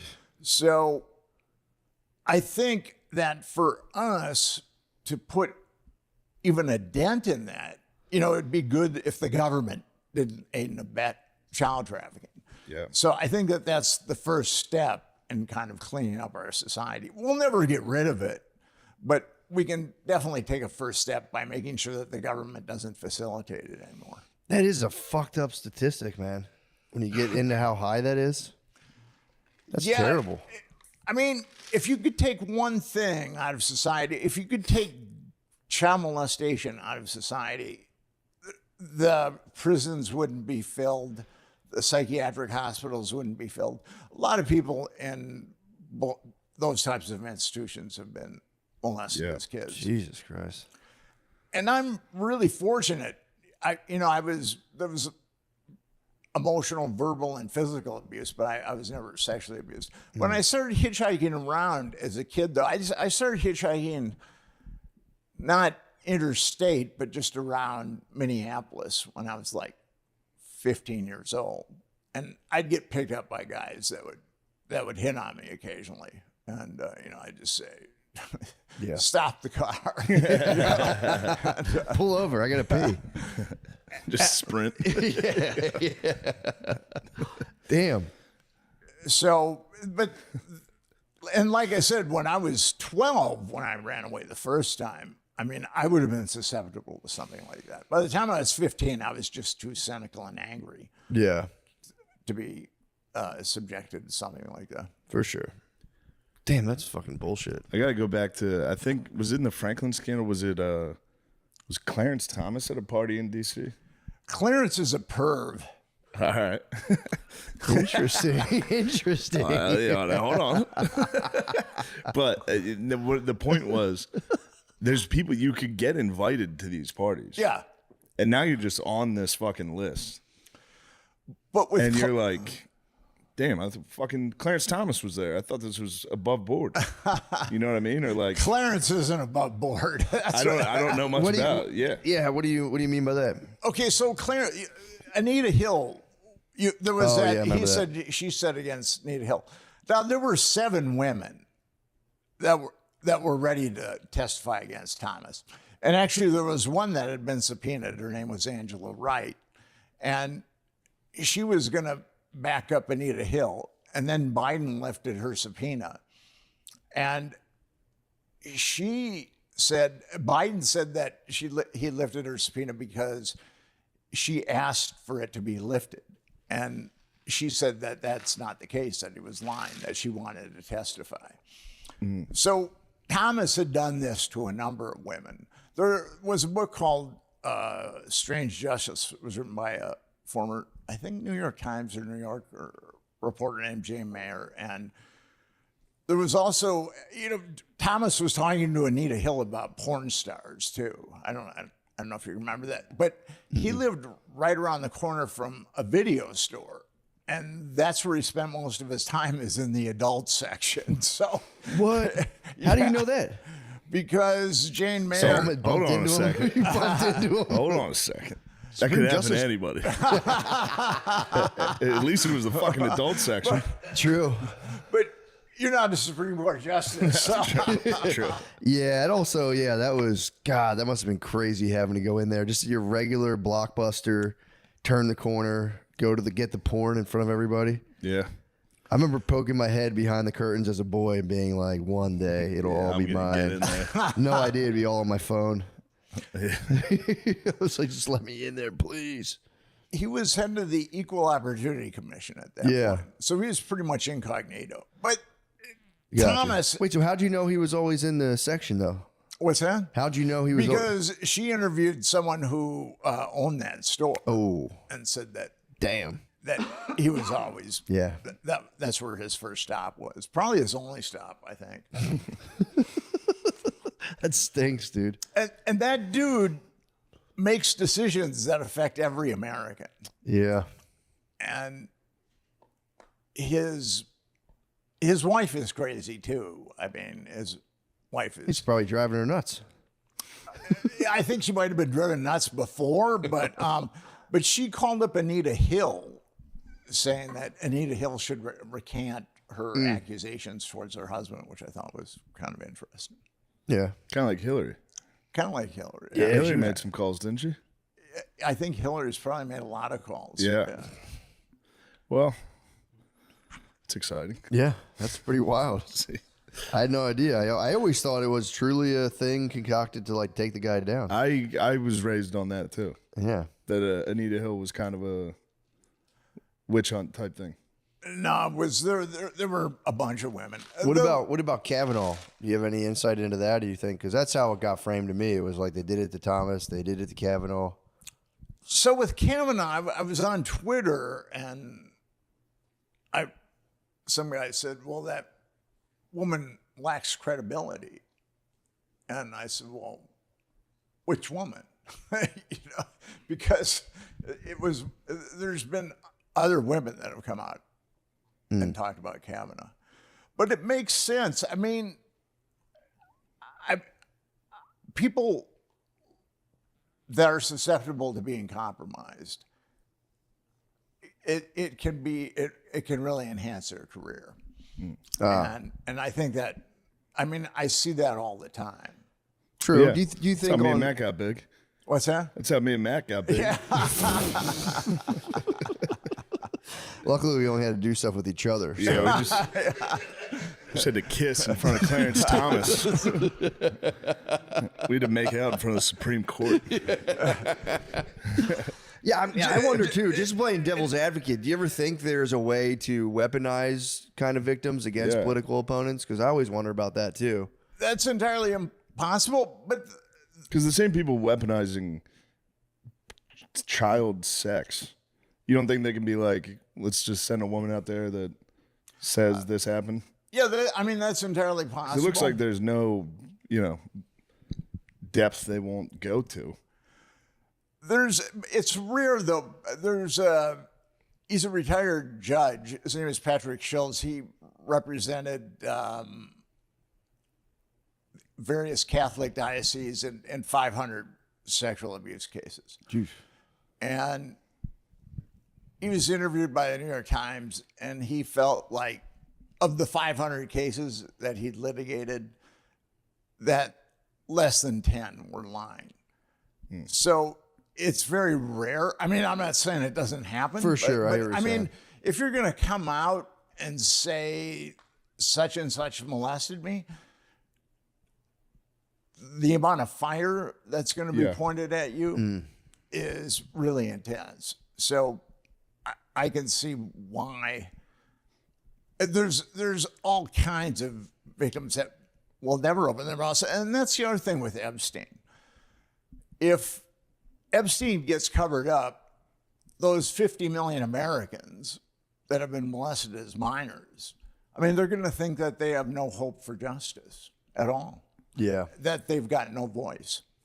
Yeah, I mean, my idea now with it is it's going to be like a political football they're going to kick around. Like they keep talking about the JFK papers. They're like, we're going to release the JFK papers, and it's like maybe they already released them. I haven't heard anything kind of new or groundbreaking come out of that. So, do you think they'll keep it as that kind of like a carrot on a stick sort of thing? Like, I'll do it. Wait, the thing with Trump is he makes a lot of promises, and I got to give it to him. He said that there would be transparency in the Epstein case, whereas his predecessors have completely covered it up and didn't mention it. Yeah. But as I said earlier, I think Trump thought that he could open up Pandora's box just slightly and then slam it shut. And that's just not the case with this. There's a lot of Americans, because the government shouldn't be covering up child sexual abuse, which is the same thing as aiding and abetting it. So the government, but we've got 89% of Americans that want full disclosure here. And, our government, the majority of our government wanted a single payer system when Obama did Obamacare. Mm-hmm. We didn't want all these HMOs that have become part of the Obama healthcare plan. And the government completely disregarded the will of the American people. The American people wanted us out of Iraq. Like 80% of Americans wanted us out of Iraq after a certain point, and our government didn't. I mean, a bunch of us, the majority want Gitmo shut down. The government doesn't care. I mean, the bank crisis. I mean, Americans didn't want to bail out a bunch of rich bankers. Yeah, that's a good point. We did. So our government continually goes against the will. But this is a different thing. This is our children. And people don't think that my child isn't going to get molested, but I'm sure that many of the parents of victims molested by Epstein never thought that their child would get molested. Yeah, I don't think anyone thinks. Yeah. I don't think anyone's like, I got a bad feeling about this kid. For sure. Yeah, it's not on anyone's radar. It's true. I've been instructed, I don't think people do sleepovers anymore really like that. I've heard sleepovers are a thing in the past, man. That sucks. Yeah, well, it's just like, dude, I guess so many people now are, I guess now that this stuff's even talked about at all, people are comfortable I never even considered that. There were times I'd go to sleep at my friend's house and my parents would be like, no.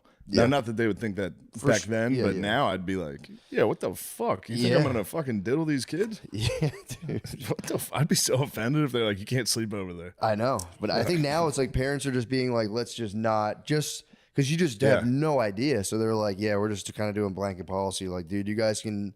I think they'll let you hang out till like 11 p.m. and they take you there, and then they drop you back off in the morning, so you can like kind of have a semi sleepover experience. You just don't know. It could be some weird uncle there. You know, it's like you'd have to really know the people. I was visiting a friend of mine who lives outside Seattle, and her son was going out with this woman he met in high school. And the parents came over to meet my friend and the son, and vet them, which I thought was kind of somewhat responsible. That's cool. We live in a strange time. It's very different than, I'm like an antiquated relic, but it's life has changed a lot since I was a kid, and it's changed a lot since you guys have been kids too. True that. Well, hopefully, man, good luck with that. Hopefully it works out and they get some kind of thing rolling. Well, we started Epstein Justice, and it's a 501c3, and I think that we're growing. It's been a tough slog, but Epstein Justice is growing. And our plan, the way that it is now with Massey, they need a majority, as I said, a majority in the discharge position, then they need a majority in the House, and then they need a majority. Then John Thune has to give the thumbs up, and then it's voted on in the Senate, and then Trump has to sign it. And that's never going to happen. Yeah. So what we're proposing is an independent congressional commission where we just need a majority in the House and a majority in the Senate. We don't need any. We don't need a sign off by the president. And we're growing. It's been a tough slog, but people are so alienated. They do not think that they can affect change in their system. And they've been conditioned that way. But at Epstein Justice, we're saying, join us. We can affect change. We can make something happen here. Because these crimes are just so horrific, and they've been so blatantly covered up, that I think people are ready for a change now. They know something is really wrong with their government, but I don't think they understand the depths of the depravity of many of our leaders. Do you think the average person could even handle if they did like, all right, fine, open it completely? What do you think the real effect of that would be in terms of like the everyday citizen just, or anyone really, just kind of like glimpsing into it and having to like put that all together? Think it would just like crush them? Well, what would you guys say? Would you guys be relieved to say that the system is getting fleshed out? Yeah, I'd be like, this is definitely good. But also too, it's like, yeah, it's just tough because if it is people who are either politically super powerful or like, billionaire class, like they're not going to let that happen. Well, never. But here's the thing. There's 320 million Americans. And how many of if like labor's rights, that was a slog. Yeah. Civil rights, that was a slog. Women's rights, that was a slog. Gay rights, that was a slog. This can be done. True. Children's rights can be done. We can do that if we decide to. If Americans decide to do this, we can do this. It's really up to us. No, that's a good point. Yeah, I don't want to yeah. be naysaying it. I'm just kind of Yeah. just thinking it through. Yeah, that's a fair point. And no, you don't really think about it. Kids' rights are infringed upon at all, really. So yeah, it's a weird one because there's not like a government. Well, I guess there kind of technically there is, they're saying, but well, good luck. I hope that works out. Yeah. Really. I think it'd be good for people to know, just like, all right, we gotta get a peek into this thing and maybe shift some things around big time. EpsteinJustice.com. There you go. My brother, EpsteinJustice.com. my brother is an evangelical and is very susceptible to denial. and I saw him at Thanksgiving, and I said, that the government covered up Epstein's pedophile network. Nice. You know that, right? I did the same thing at Thanksgiving. Well, it's just one of those icebreakers. Yeah. Yeah. Right before pass me fun. the cranberry sauce. Yeah. And he said, I know. And I was stunned because there's a guy that doesn't think the government does anything wrong. Yeah. I think what really helped it was Trump covering it up. Yeah. Or putting it away, because now all the Democrats are like Epstein. So now everyone's kind of like, it was always like a MAGA thing to be like Epstein files. Yeah. And then when Trump was on the other side of it, of the left does whatever he doesn't want. So now everyone's kind of united in this, But I'm pretty sure that there are people on the left that are compromised too. For sure. Yeah. And so, I mean, that's why it's been covered up under two. For sure. I just mean the people that are paying attention. Yeah, they're reigniting the passion. Yeah. Because when I started tackling this issue, no one, I mean, I would pitch it to editors at magazines in New York City, and I could see the wheels going around. They would say, well, this is really a horrible story. I need to help Nick Bryant. Or the cognitive dissonance would come in, and I can write Nick Bryant off as crazy, and I can have a nice dinner with my family tonight. I mean, that was, and I knew most of them would be spineless, but I didn't think all of them would be spineless. And, I had some really good friends that were very high up in publishing. And one of them actually apologized to me, which I thought was really cool. That's nice. Years after the fact, but he said, Nick, I could have been a better friend to you. I get it though. If I'm editing like Good Housekeeping and I'm like 3 fall decorations you can't do without, you're like, I don't know if that would fit. But getting the Franklin scandal published was tough too, because I gave a book proposal to my agent, good agent. And I was summarily banished from that agency pretty quickly. Dang. And then I gave it to another agent who's also a very good agent, and he couldn't get anybody to sell it, or to buy it. So we finally got a small publisher on the West Coast finally bought it. So Nice. and at that point I had so much evidence. I mean, I had a grand jury's worth of sealed testimony and exhibits. I mean, I was able to prove it because of all that grand jury stuff. Yeah. So, That's crazy. Well, dude, Yeah. hopefully. Well, thanks for stopping by, man. hey, It's always good to see you. yeah. Yeah, keep Whenever doing it. I'm in Austin, I Yeah, always please like come to by. stop by. Yeah. Yeah, keep updating us. Yeah. So it's hard to find any real information. Yeah, about that's all the of big us. thing. Well, you can always look at me as a beacon of truth. We will continue to. Yeah. And I like your audience too.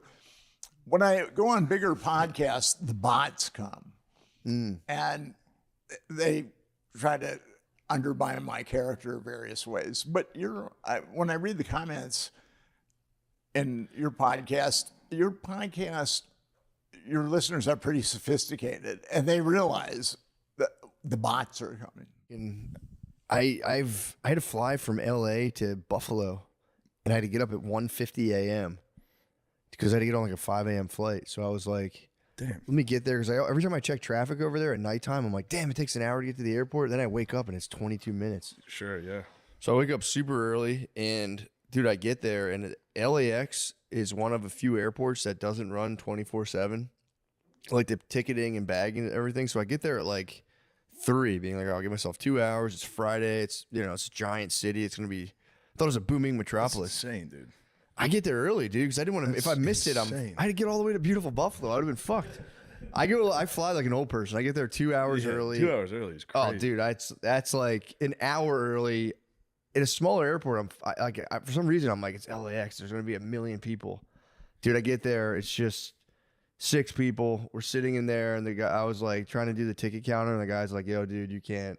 You gotta wait till like 4 o'clock." And I was like, 4 o'clock? My flight's at fucking 5:30. Yeah, he's like, yeah. That only gives me an hour and a half. It's crazy. It's so easy. Well, dude, I'm sitting there, so I had to wait till 4 o'clock. You had to wait till, and then everyone gets to do like the thing and put the bag. And then there's just like, you go to the next level. I go up the escalator to go to the TSA pre-check, and there's just people standing there like, get downstairs. You're not allowed to be up here. And I'm like, okay. So I have to ride the escalator back down. So then everyone's just waiting by the escalator, and all like, for like 20 minutes, you watch people like ride up, and a couple be like, hey, you can't. And they just ignore them and come back down as the ride of shame. So it was set up to get someone to spaz, dude. Because then we finally get to another place and we get to another checkpoint. Like, everybody, wait here. We're not open yet. And it was just like, dude, what the fuck? It was tough. That's insane to me. Then I flew all the way to Buffalo and had to do 2 shows that night. I was fucked up for like 3 days. I basically like didn't sleep for a day. Yeah. I was jacked up. Yeah, that's terrible. It was bad. You can't go to the airport that early. I had to. I had in order to get. You don't have to. That got me to Buffalo by 3 p.m. Show was at 7. Oh, well, that you had to. That's what I'm saying. I had to do it. But I'm saying you don't have to get to the airport that early. Dude, in LA, I thought there was gonna be fucking. You've flown so many times. I know, but you can get to the airport like 20 minutes. I did this once and it backfired on me, and I got so shook that I was like, never again. I had to fly out of Austin. I was late, and I got there as the plane started boarding, and it just so happened to be slammed. And I had to go to the wheelchair line, beg my way in front of wheelchair people to be like, hey man, yeah, I know you got your sitch going on. Sure. I'm running late. And they were like, yeah, for sure. They let me all go. Yeah. And I was like, never again. I don't like asking for stuff. I mean, like having to ask a person, literally like 4 people in wheelchairs to be like, can I get in front of you? Was just a low point for me personally. Sure. Then I had a fight with a Clear representative because they do 2 for 1 all the time. But you got to find a middle ground. You can't. Don't be late. I have no middle ground. Be 2 hours early. I have no middle ground. Unless you plan on hitting the bar. I'm not averse to 2 hours in the airport. But that'd be fun. That results in a rough day. I just work. I just plug in my laptop and drink coffee and just work on my laptop. So I kind of like being there. I get focused. But I also, if I dilly-dally, I lose track of time easily. So if I go, I got time, I'll completely fuck myself. So, yeah, I'm an early bird to the airport. I get there so early. It's like my mom. Yeah, I know. For real. I know. My parents do it too. If they ever fly, which they rarely do. My parents flew Spirit this weekend. Did they really? They surprised me. Well, they thought it was a surprise. Right. In Vegas, which was crazy because they got there at like 10 a.m. on Saturday, which is when I was like, we should hang out. Yeah. But they didn't. They wanted to wait until I was watching the Notre Dame game to walk in. So they waited until like 4:30. Gotcha. And then I had a show. Like I didn't even see him. Oh man. I hung out with them. I watched football. I watched like the first half of the game with them. And they were just there the whole time? Yeah. But then we went and we played blackjack for a little after the show. That's cool. So the night before Friday, first time ever I've left the casino with chips. I won so much. That's awesome. Because I was tired as fuck and I was trying to go to bed, so I just kept going all in on blackjack, and I did it like 3 times in a row, and I won all 3. And then I ended up with a lot of money. So Sick, then you walked. Yeah, I had to walk eventually. Yeah, I have a nice rule of I'll never walk. Yeah, until it's so pot was thick. Then you have to. But when my dad got there the next day, I handed him a wad of cash from what I gave him $10,000. The winnings. Yeah, I gave him $10,000 in cash. First off, when I handed it to him, he just goes, "Thanks." I was like, "Dude, you're such a piece of shit. You're such a piece of shit." I thought this was not gonna even be pretending to be like, "Oh, I can't." No, not even one. He just go, "Thank you." I was like, "Dude, I gave it to him. That was funny." So then after the show, we go play blackjack, but I didn't have time to go take out more money. So I was sitting next to my dad, and I was like, "Dad, let me get some of that money." And he was like, "Now hold on." I was like, "Dude, give me the fucking money I just gave you. I'm not going to take all of it." So he gives me a little, I lose right away. Yeah. Because I go all in and just lose. I was like, "All right, a little more." He goes, "Okay." He takes it out and he's peeling them off. he's such a dickhead, dude. He gave me like $100. He's an asshole. That's so funny. Yeah, I'll give it to him. That was funny. That's hilarious. Yeah. 10,000 in cash. Yeah, thanks. Peeling the bill separately is such Peeling a funny it real move. slowly and stopping to look at me and keep peeling it. taking one back, peeling one back into the pile. He's very, from what I understand, he's a pretty methodical gambler, right? He's Yeah. pretty disciplined and methodical. Yeah. He hated watching me He play. doesn't like, I've seen Of before. me just being like, I'm on. Shane, come on. Shane, God damn it. Now look at that. You lost. That's great. Just great. It's so funny, dude. Yeah, it was nice though. It was nice having my mom and dad came. That's fun. But they flew Spirit and I was like, How was the experience? Terrible. Yeah. It's like fucking 8 hours on a Spirit airline. So when you fly Spirit at Austin, you got to go to like a different whole side of the airport, which takes an extra 20 minutes to get to. I know people miss flights that way. They'd be like, oh yeah, I'm flying. I think Frontier and Spirit are like a different Dude, it's a totally terminal, yeah. It tacks like 20 something minutes onto the trip, so it can sink you. Yeah. Luckily, Yeah. But they wouldn't let me upgrade their flight home. What? I don't know. Dang. I was like, guys, I can get you first class. Yeah, I can get you. Because I wanted to, not out of like, Yeah. just At least, my parents are visit. older. It's like, Yeah, for sure. I do like them in the back of Spirit, just battling. True. That is really I should have funny. got Phil a Burger King crown. The what? I should have gotten the BK crown. He'd have no idea why. He'd be like, just wear this. Yeah, it was a good time. It is funny because a lot of older people are like, I hate flying, and they fly Spirit and like, see? Yeah, it's You like, don't no do- you don't shit. do that. Yeah, Brittany used to do when we first met. It wasn't Spirit. She would do Southwest at like 5 a.m. every flight. I just thought that was like the flight schedule. I'm like, damn, planes are early as hell. Dude, they're at like 6 p.m. you never have to fly at 5 a.m. I had to. You do have to. I had to get sometimes. to the people of Buffalo. West Dude. to east is tough. Yeah, that was man, that fucked me up big time. Dude, Gabe was at your show, wasn't Yeah. he? Nice. Gabe was there Saturday. Nice. That was good. I'm glad he went to a good one. The dude, when I left, so I left Buffalo, beautiful Buffalo, New York, on Sunday morning, and I got picked up by this Uber driver to go to the airport. The guy, he was just like a normal guy. He's pretty funny. And I was like, damn, it smells so good. There's the General Mills factory. And I'm like, smells like Honey Nut Cheerios. He goes, dude, I just learned what that was. I've been here for a while. He goes, I picked this lady up from there, and she was like, yeah, it's a cereal factory. That's why it smells good. And he goes, right. And he's like, so I asked her, like, so what? Do you make like all the cereals? You guys make the cereal for like Buffalo? Or do you ship it somewhere else? And I was just like, dude, you thought they have a giant factory the just cereal for factory? Buffalo? just the Buffalo cereal Buffalo cereal factory. A lot of Cheerios. It killed me. That's so good. That killed me, first of all. And then, so we keep driving because I do have my happy to chat He's feature like, on. you spread that out, or is that just No, he thought it was just like every city has their own the cereal factory? factory. Yeah, it's like a video game. I know. Yeah. So that cracked me up. I'm like, all right. And then, so I'm like, wonder what else this guy's up to. So we're chatting.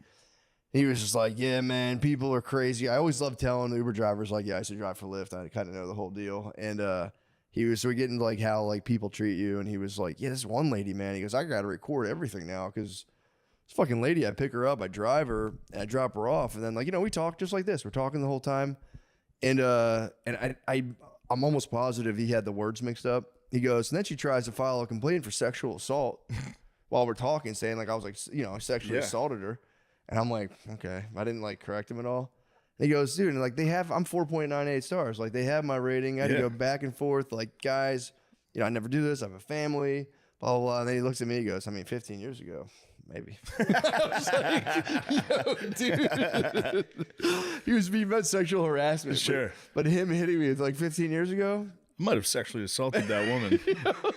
I was wild back then. he was killing me. He was the funniest dude I've ever met. Back in 2010, I might have sexually assaulted. I know. Poor had a wife and kids. I mean, who knows? It was a bit of a wild child. That's awesome. Yeah, it was my favorite. That That was happy to chat must be devastating. Happy to chat's the move. It's Happy so to fun. chat for those guys must just be Oh, like, it's the best. holy shit. All right. This dude, he was pushing me to Break my out my limit. best stories. He pushed me to my limit, dude. He had after he kept talking after he talked the entire time. But dude, those two gems are cracking me up. I'm like, damn man, you guys, what do you make all this cereal for Buffalo? Dude, what the fuck? Yeah, it's literally, that's a child's brain. I know. Every town must have a Cheerio factory. And then I got to the club, and I had ordered Uber Eats like minutes before I get. So I wanted to time it so I can get it, go back and eat. And they dropped it off at the bar, and I go up and I'm like, hey, I asked the one person working there. I'm like, I think I have like food over there. Can I grab it? And he just like, he went to the bartender like, hey, whatever her name was. And she just looked up and went, what? I was like, God damn. Forgot how rough and tumble. Buffalo, so rough and tumble. I love Buffalo. It's awesome. There was a giant blood stain on the sidewalk outside of the club. Ooh. Like on the block, like Nice. a block away. I walked past Right it next to the Cheerios factory. Yeah. Big Cheerio dispute. We're going to take all of your Lucky Charms into the town over my dead body, punk. But yeah, Buffalo was so fun. I had a blast. I had a good old time. Had some good. wings. It was nice. You got some wings? Where'd some you wings. go? Do you know? Pizza Plant. That was the name of the All right, place. The place ruled. Yeah, yeah. People are against my decisions for gluten-free pizza and curry wings, but you know, That's insane. You're in Buffalo, dude. You fucking asshole. I got the curry wings. That's crazy. Yeah, I was. Yeah, You're not gonna believe it, but when I go to Buffalo, I put a hurting on chicken wings. It's fucking crazy. It's crazy, dude. the curry wings, they were so good, man. I don't even branch off different flavors. I just go straight up Buffalo. I mean, I'm here for the fucking original recipe. I know. Well, you never see curried wings. I have buffalo every other time. Yeah, but not the Buffalo. It's mom's gravy. I'll be back. It's the gravy. Sunday gravy. It's the perfect Sunday. I'll be back. I'll still be back to Buffalo. Yeah. So I'll avenge my. But damn, those curried wings. Never bro. leaving Buffalo, dude. Oh, dude, I'll Buffalo. never leave Buffalo. Buffalo fucking rules. That was my argument against the Saudis. What? When they were like, why don't you go do this thing? I was like, I'm going to go to Buffalo. They're like, all right. I'm not going to fucking Riyadh. I'll go to Buffalo. Buffalo rules. I was joking because it kind of looks like the Middle East over. It's bombed out. They bro. bombed it out a little. Yeah. It's Yeah, when you walk around, I know what hotel you were at. the Hyatt. Yeah, Yeah, it was yeah, the yeah. Hyatt. It was you walk a lot of buildings there. Yeah. Bombed, bro. It was crazy, but Buffalo was crushing it, man. I was there. Everyone had a It good was time. fun. I love it. Me and Lemise had an all-time night there. Oh yeah, that was. It was Buffalo, babe. Fuck, dude. Sassy. What's that? I said it was sass. And a little sass. Yeah. Yeah, we put a hurting on some wings at the Anchor Bar. We did. Yeah. I think I probably had 30. It's crazy. Like, the numbers I put up in Buffalo, dude. I'm like MJ at the Garden, dude. You get me to Anchor Bar, I'm dropping 80. Dude. Yeah, their pizza plant was fired up, man. It was good as hell. It's right next to it was literally, I was like walking, trying to find it. I walked outside. It's just attached to the hotel. I did like spun the block like a moron, being like, it's so close. Yeah. I walked around like, oh, I could just walk through the hotel and found the pizza plant. Pizza plant would have been nice. Pizza plant was fucking good, dude. They had one of those gluten-free pizzas that's like they've made technological leaps in gluten-free pizza where I swear to God it's almost as good.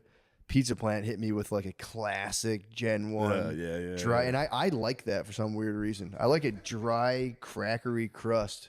And again, their regular pizza is probably sick as hell, but Yeah. I was there with my I have a friend from Canada who came down to visit me. And I was so exhausted, and he was like, oh, I'll meet you at 9 a.m. I was like, no shot. I was like, I'm sleeping. I was like, I'll hit you up at 10 a.m. I'll wake up. He's like, I'm outside. I was like, you motherfucker. Damn. So it was cool. We went to the art museum. You went to the Buffalo Art Museum? Yeah, the Is that AKG. fucking finger painting? What the fuck are they doing with art? You must not have seen the AKG. They had the what is it called? There's a 7. I learned about 7 Canadian masters called like the Great 7 or something. They just draw like snowy trees. It was awesome. The Canadian Masters. There's 7 Canadian masters. Called the Great 7. Look them up, guys. Look up I kept calling them the wrong names. My friend's like a art dealer. Yeah. So I kept being like, so what about the Big 7? He's like, they're not called the Big 7. Stop saying It's that. the Big 7 now. Just so you know, it's the Big 7. They would just draw snowy ass fucking. What do they call it? The Great 7? The League of 7 or The something? group of 7. Group of 7. That's it. The Group of 7. Were They all drew French? snowy trees. Are they all French? I mean, pretty much. French Canadian, I think. But Well, obviously. it's hard to. They're not telling me. Yeah, it's, Take a you look at got their to go names. to the AKG Do they have if you want their to learn names? about them. They have They don't have French names, from what I can tell. Yeah, they had like Jackson, some of them were like Carmichael, MacArthur. They had Johnson, some Oh, you got some Scottish, Scottish, some yeah. Scots over there drawing the snowy trees. Barley. I will say I didn't realize that people. I mean, it's kind of dumb, but the people in museums, like the people that stand there in like the black, black shirts and shit. I thought they were just security guards. Bro, they're all like art history majors. Yeah. They would like horn in and be like, "You guys have any questions?" And I'd be like, "Not really, unless there's something you want to say." And the lady, she would have talked for an hour and a half. Yeah, art history degrees get you. You basically are like a fucking palace guard in England. Yeah, dude. You have to just stand at attention all day, and then somebody comes in and goes, "This sucks, dude. I gotta take a shit." I know. God damn it. Yeah, she was like talking about this one person where like this painting, this is like the house that he built, and if you look this way, that view of a river is what he would see outside of his house. And I'm like, damn, you guys are going crazy on Yeah. this. I breezed through in 2 Yeah, seconds. I don't and believe go, you. Cool. Yeah. Nice. I'm out. But yeah, they were getting into it. No, when the art people start talking to me, I go, I don't believe you. Did he tell you that? I don't think that's true. I don't think he saw that. You should just start being like, I actually heard that he had Yeah, I heard French something lineage. else. I thought he had French lineage. I thought it was more like realistic surrealism. I thought. Yeah. Did you know he was gay? Like, what do you know about Salvador Dali? I'm more of a Dali guy. It's cool. I also, what I did learn though, because a lot of those guys, you see some paintings where you're like, you see one that's like a hyper realistic portrait that someone painted, like and I'm those. like, yeah, I'm like, that's amazing. And then you Yeah. get a guy who's like super squiggly. Who's the guy who does the screen painting? Munch or something. His name is. I learned. Yes. I thought it was Van Gogh the whole time. It's this guy Munch or something. Yeah. He did the screen painting, and I'm looking at his other paintings. And I'm like, a lot of them are just swirly, crazy Yeah. stuff. And I'm like, dude, if I was a guy who did this and I'm seeing this, I'd be like, what the fuck? But apparently those guys can do that. They get bored, and then they're like, they want to do some weird Nice. other shit. I learned that because my whole life I was like, dude, you got these guys just masquerading around. I'm like, I'd love to do that. The It's squiggly nice. guys? Squiggly guys. But my friend was like, no, dude, he's a master technique. He could do that if he wants. But this is how he, chose to spend his later years. It's like, let me see some proof. Fuck all that, dude. Let me see some proof. But yeah, I there's will a guy. say, There's a guy who does like blue, just rectangles. yeah, that the modern art. Modern art can Count go me out, fuck dude. itself. Count me I've out. been in the MoMA so many times, and every time I go, I get angry. Nah, You man, walk in, it's like a TV screen of a woman screaming. dude, that shit What the pisses me fuck off. is this? They've gotten into some wild stuff. I will say, yeah, that stuff I have no Starry patience. Night's in there, and that's nice to look at. Starry Night's a sick Yeah. so. I saw there was this lady, she's a Japanese woman. She had like one of those immersive installations where she apparently started hallucinating polka dots everywhere. So she would paint these rooms, and you walk in, and it sounds so dumb, but they're just tiny dots and big dots, and that was kind of cool. But Nice. it's like, I don't know. Yeah, I can't get behind the thing of a guy on a VCR being like, "Stop right there, Yeah. stop right there," and you're like, I could have done that in 5 fucking Yeah, that seconds. stinks. That'd piss me off. Yeah. But there was a guy who like attached fluorescent lights together. They're like, this was actually I'd very like to beat the shit out of him. I'm This is gonna fight that guy. Especially again, like, dude, the people who paint like a beautiful waterfall or like, Yeah, it's fucking alt comedy. yeah, yeah, true. Do chomp or whatever. That's alt comedy, dude. Like I could do comedy, but I'm just gonna do like making fun of comedy. Yeah, yeah, Yeah, shut up, dork. I've never seen you do comedy once. yeah. Paint a fucking waterfall. Show me a waterfall. Hump the stool. Yeah, but that was cool. It was fun to do. And then I punished my friend by giving him curry wings. I'm like, all right, dude. Yeah, you want to take me to this Buffalo Art Museum? Now, I raise now you. a little home and home. Now you're on my court. Game 2, curry wings. Yeah, it was really. He's a really funny guy. He came. The waitress came out. She's like, "How's the pizza?" He goes, "It's actually horrible. This gluten-free crust is." He the is an art worst." snob, dude. He was cracking me up. Shout out Ray. It's a beast. But yeah, Nice. so I had a good time, man. I had a fun old time. I was done. I think I'm done my stupid podcast tour. It's exhausting, dude. Yeah, it sucks. Stinks big time. But I had fun. I had a good time doing that, repeating yourself. Especially towards the end of it, you get like Repeat the same stories. just repeating the same thing, Yeah. and you're like, well, let me tell you. But you've heard the question 100 times. You're like, let me tell you. Start feeling like a politician. Yeah. I should have hit him with the Gavin Newsom, just being like, "That's interesting. that's really interesting." Did you see that clip? Yeah, I've seen a lot of it. Gavin. That's my favorite. Gavin. What was he trying to get at? I don't even like. They asked him about APAC, I guess, and he went, "Oh, that's interesting. You bring." Yeah, he's like, I don't know anything about that. That's he was interesting. basically like, I don't know what that is. But that, no, like, then what he are you went, talking about? But he went, but that's interesting. That's very interesting. You bring that up. Yeah, Dude, what do you do? it's nice defense. I know. Oh, I'm very interested in that.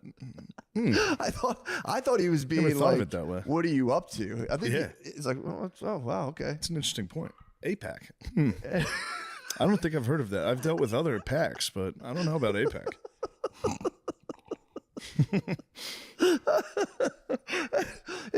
It is funny though if your job is to be full of shit all the time and Yeah. you just finally bomb at being full of shit. You're like, I Yeah. can't. My brain's farting Gotta out be of me. so I hard. usually have like a cool way to maneuver around this. Is going. Well, it's funny you asked me about what In his Jewish head, guys. in his head, just Jewish guys, really? alarms going off. Just, come on, Gavin, pull out of this. Talk about infrastructure. They're Jewish, right? That's it. Well, Are they? interesting.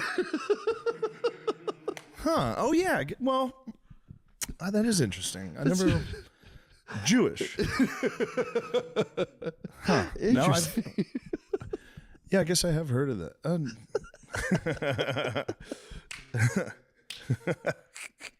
Your little earpiece is like just static. Like, fuck! Help! Pull up. Pull up. Yeah, it's very interesting. You'd ask me about. It's like turning the tables unsuccessfully. The Trump dog though hit it with the. Why you guys still? You guys are obsessed. I know. Do you get to watch any of the No Kings protest highlights? I caught a little bit. I went into a nice little algorithm. It's fucking crazy. I had X on the way home, and I was on there watching the No King stuff. It was You see the guy get his glasses stolen no. and fall? From what I understood, it was Took the most brutal fall. no. Ass up. Fucking he Who went snatched his glasses? some fucking liberal punk, dude. Wait, so a liberal punk snatched? Geezer, two geezers were walking by, kind of talking shit. Oh, being like, They're like, No yeah, King. whatever, you fucking queers, fuck you. And then somebody rips his glasses and he tries to chase him. Falls, dude. Falls straight to ass Damn. up, face down, ass up. On Damn. all fours, dude. Devastating fall. I might have just been getting propagandized through Twitter, but it was really that my algorithm was kind of presenting it to me as an epic liberal fail of going to like white people into like It was. poor neighborhoods and being like, "No kings," no, and everyone there being like, "Get the fuck out!" Yeah, it was all very embarrassing. They're trying to hit the playbook Yeah, last time, which even now is like embarrassing to look at. the what? Like BLM around there. Yeah, like those yeah. types of protests. When you see footage of it now, you're like, damn, that's so embarrassing. Yeah, for It's sure. like Oh, people they're trying to standing run in it front back. of cops. Like Yeah, it's like you look like a doofus. you truly do. Yeah, But one of those people was it crumping. It's the worst video you've ever seen in your didn't life. see that. They're crumping in front of the police. It's so crazy. The thing I caught that was making me laugh was when they did the No Kings extension into London. And they did like people in England were like no kings, and then I don't know if this is true or not, but they're saying they had to alter it to like no tyrants for our people that do live under monarchy led systems, which is just like funny to watch it kind of unravel into nonsense. Yeah, instantly. Yeah, but I don't know. It's my thing is like, dude, I don't live there, so like, what do you think about the National Guard being deployed? And like, I don't fucking live there. Yeah. Depends, If I was there and I was having a tough time, I'd be like, oh, okay, cool. Yeah.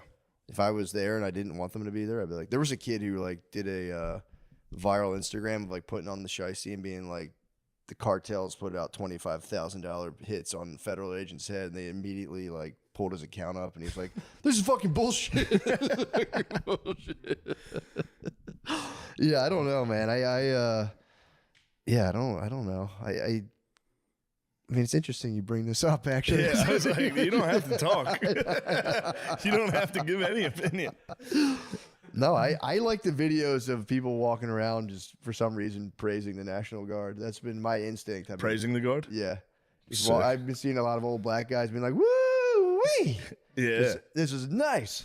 I'm like, cool. That's where I a shop. good algo. Yeah, it's good. That's my algo right now. I'm like, what are you talking about? People love it there. Yeah.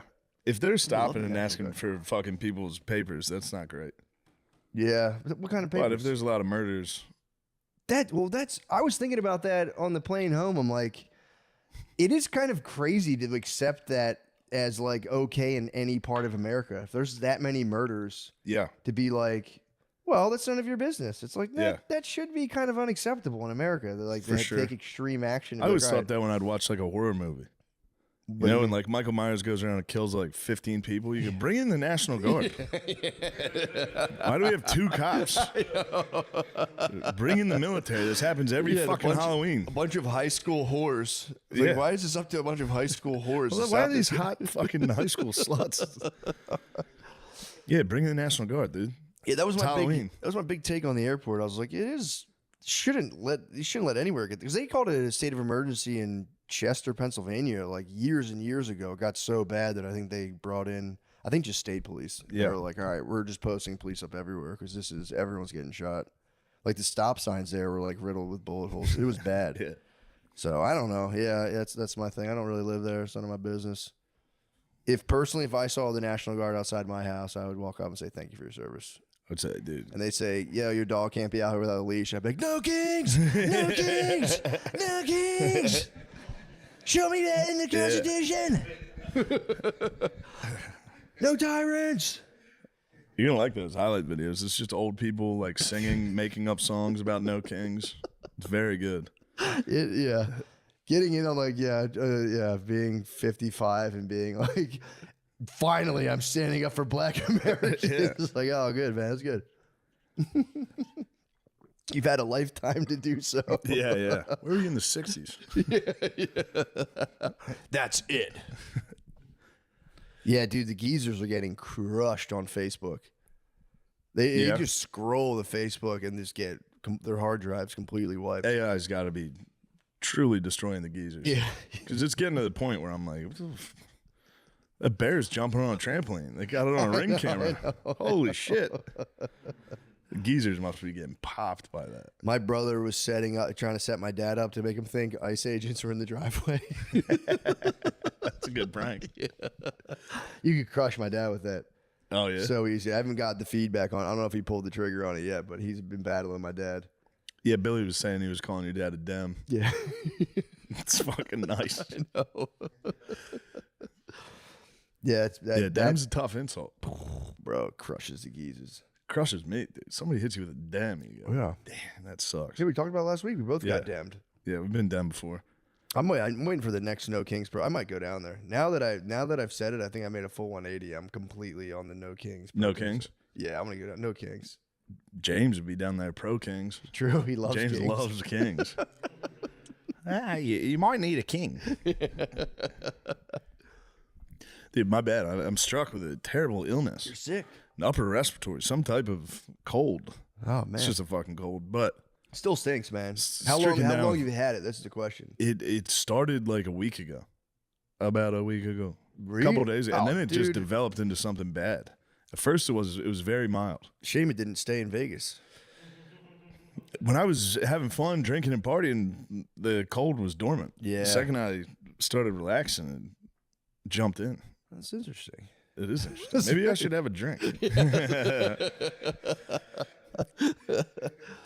Yeah, I was having a hoot in Vegas. Were you really? Yeah. Yeah, the Chainsmokers came to my show, and then they were like, "Do you want to introduce us at our DJ show tonight?" And That's I was like, sick. "Yeah." Yeah, I was on definitely. stage at like a rave. I was like, "Las Vegas, are you guys ready?" It's so embarrassing. Dude, I've been dug in. All I do is I read my book about Vietnam right now. The Vietnam stuff. Percasi book, dude. It's insane. Just the childhood people had back in the 60s and like early 50s is like you just grow up and just your dad would just beat the living shit out of you, and then you would like Yeah. the way he explained it was really funny because it's like you have a beer, so you grow up as being like go to church every day. You're like, I fucking love this country so much. You do atomic bomb drills under your desk, and then you're like, dude, I can't wait to go to war. I want to go to war so bad. And they like, dude, the one kid the junior year, he's like, yeah, me and my friend just like left and went to California for an entire summer. Just didn't tell our parents. Came back and they were like, dude, we got hookers in Tijuana. It was sick. And then next thing you know, he's going to boot camp, and he's like just thinking like, dude, everyone's gonna be so stoked. They're gonna high five me and get Everyone's off. gonna Like, love this. I'll fuck your mother, you fucking shrimp. And he's like, dude, I was just terrified. And next thing I know, I was in the Vietnam jungle, just being like, what the fuck is this? Yeah, I didn't know there was urban warfare too in Vietnam. of course. I didn't know that. I thought it was all just in like the rice paddies and the marshes and shit. No. And they really, really didn't know who the fuck they were fighting against. Kind of. Yeah. He's like, anyone could have been a suspect at any time. You would just do like regularly, like, yeah, run to the store and you just drive a Jeep and the guy next to you's head would fucking blow off from a sniper. And you just look at you like there's just kids and shit around. Yeah. It was fucked up. And they talk about just like going through and just eventually just fucking napalming those little hamlets and shit. They're like, because you got so spun out from the whole thing. Yeah. Then you're there and they're like, yeah, you know this war's bullshit, right? And you'd be like, what? What are you talking about? It's crazy, man. I was Hit that Ken Burns. I'll check Hit it out. the Ken Burns Vietnam. It's awesome. I'll check it out. The memoir's nice because it's very personal. Yeah. It's funny getting to like know But this. no, this gives you like the Ken Burns one is very personal. Really? It's like a bunch of different people's stories. Oh, And then the overall history of it, but like it's Yeah. just guys' personal stories, and a lot of them are like, I grew up all American, like wanted Yeah. to help the country, because these guys are all post World War II. Their parents were World War II, Yeah. so they were all like, we're the good guys, and then they get to Vietnam and find out that they're the bad guys, yeah. kind of. Well, yeah. Again, dude, kind of. Yeah, I mean, dude, especially if I like he would in this memoir, it's like, and then this guy showed up, and you like the guy gets to know that guy, and just it's like out of nowhere steps on a mine, the guy explodes. Yeah, It's fucking crazy. And then it was just it sucked too because all the guys go, they're like, I want some action, send me out there, and it's just like yeah, it's the worst. you just get shit like a Russian missile fucking hits you. Yeah, You're like, yeah. where the fuck they get Gotta that? go into a tunnel with a flashlight. Yeah, it's like midnight, dude. You have to walk at midnight just to go like scout a location. Dude, you would just see tracer bullets like whizzing around Yeah. all night when you're trying to sleep. It's just things exploding constantly. It's fucking terrible. But the Vietnam Percasey book it's fucking awesome. I'll check it out. That's all. Sounds great. Dude, at night I just get to my bed at like 9 p.m. and I'm just in war, dude. My wife's trying to come over to my chili pad. I'm like, not right now, dude. I'm dug in right now. We're on a 5 I'm man. in the shit. We're on a 5-man scouting mission I'm right in the now. fucking shit, woman. Give me a second. But yeah, it's pretty brutal stuff. Yeah, Vietnam sucked. Yeah, if I ever see a Vietnam vet again, I'm definitely gonna give him a big high five, pat on the butt. Yeah. It's tough stuff. Yeah. Only if he wants me to, obviously.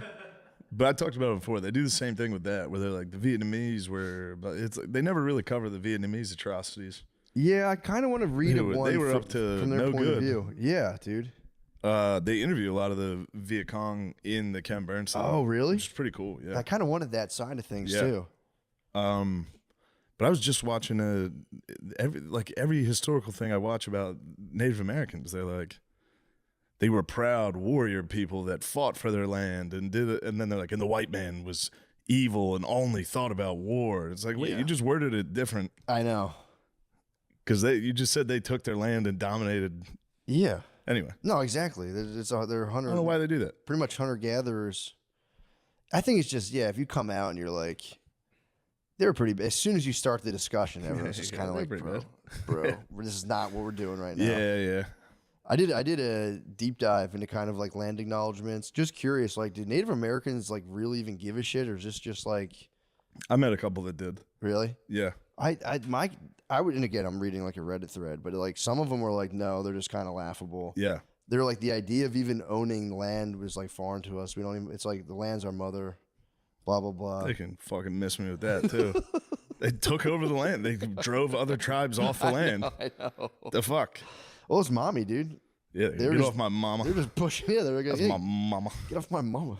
Your mama's over there. This is my mama over Yeah, here. your mama's up north now. You have to live in the snow. But yeah, I was like reading it, and there was. But the whole thing, though, it all boils down to like if you're gonna do it's a land acknowledgement. It's just like the tip of the iceberg. What you're supposed to do is do like a land acknowledgement that then dovetails into like, and also I talk to the people myself, and then it all boils down to like they have a Venmo. If you really you're supposed to like send cash their way after the land acknowledgement, which I was just kind of like, okay. There we go. Nice. There you go. Yeah, there's the bottom one. If you want to do a true blue land acknowledgement, you have to like. First of all, I think you're supposed to like be in talks with the people. I think it's not enough for you to be like, this land was actually blah, blah, The blah. Great Outdoors one in Canada they bring somebody from the tribe. Really? You do a land acknowledgement, and then you have to talk to them after. They gave me a nice thing of beads, Ooh, like a sash. that's nice. Pretty sick. That's really cool. Yeah. I like that. Where are they? It's in my room. Nice. Yeah. Dude, speaking of beads, I tried to do a joke about this, but no one's having it at all. Did I tell you about the Chinese and like the medieval China tradition and in like southern China where Marco Polo found out that like in certain provinces, if you were a guest of a Chinese household, you would be urged by the husband to have sex with his wife and all of his daughters? Yes, you told me about this. Dude, I thought it was just like his wife. They would leave for 3 days. I did more investigations into this. Well, the hottest tradition you've ever heard. Yeah, I'm sure you did the real deep dive. Well, I looked it up the one time. I like stumbled upon it. I just like stumbled upon the information. And I swear to God, they were like, you would have to like, it was like I mean, this is why I don't think it works on stage because it's tough to phrase it, but it's like they said originally like the wife would choose if she wanted to have sex with you. Then I looked back into it and Grok was like, dude, yeah, right. But it goes deeper than that though, because apparently back then in certain provinces, the more sexual partners your daughters had, the more desirable of a bride she would be. They damn flipped the thing on the head. So like you would like Marco Polo, whoever, which by the way, Marco Polo stayed there for 17 years. Go figure. And then, but you'd have to present them with a small gift, like a bead or something. That's what that's why you reminded me. And then on your wedding night, your bride would hit you with all of her little sex gifts, and the more you saw, you'd be like, yes. So as a father, it was the opposite. You wanted your wife your wife, but also your daughters have as many sexual partners as possible, because then it was like she was experienced and she would make a better bread. It was like tied to some weird fertility cult stuff from like way back in the day. So I think, but I think in another part of China, they were like, we are not down with that shit They at all. needed Christ, dude. I think yeah, dude. Marco should have been like, here's the real deal. I think Marco is like, let me get to I am a travel writer. I'm a travel writer after all. He was Bourdain. I didn't realize he was there for 17 fucking years. He's in China forever. I didn't know he was there that long. Yeah, dude. Like, cause he wrote a whole book where he talks about like, all of his adventures and, yeah, people get like, oh, that's just him romanticizing, but it's just like, dude, I don't know. Why would he that'd be a crazy tall God tale. damn, getting hit with the gifts on the wedding night would be like, oh, shit. Yeah, but that was their whole, God damn. that was the world where you'd be like, this is sick. So that's the thing. Of course. So it wasn't even like, it was like, imagine, like your dad would be like, oh shit, here comes a traveler, some filthy Italian guy, and just go, here, come into my house. The dad would just leave for 3 days. And it was, I'm being respectful, it was free use. Don't get me For started. 3 fucking days. Talking Asian free use? With a whole Chinese family.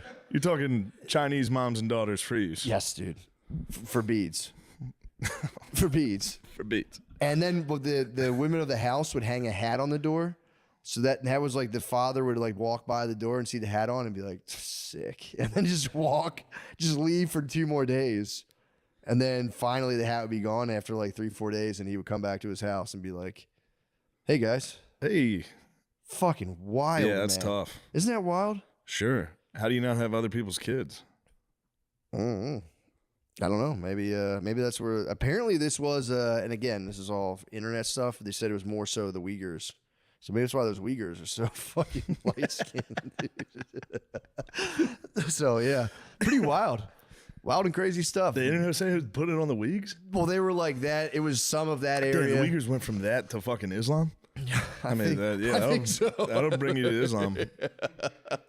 Again, this is all like very, not the deepest I don't internet agree with research. this stuff.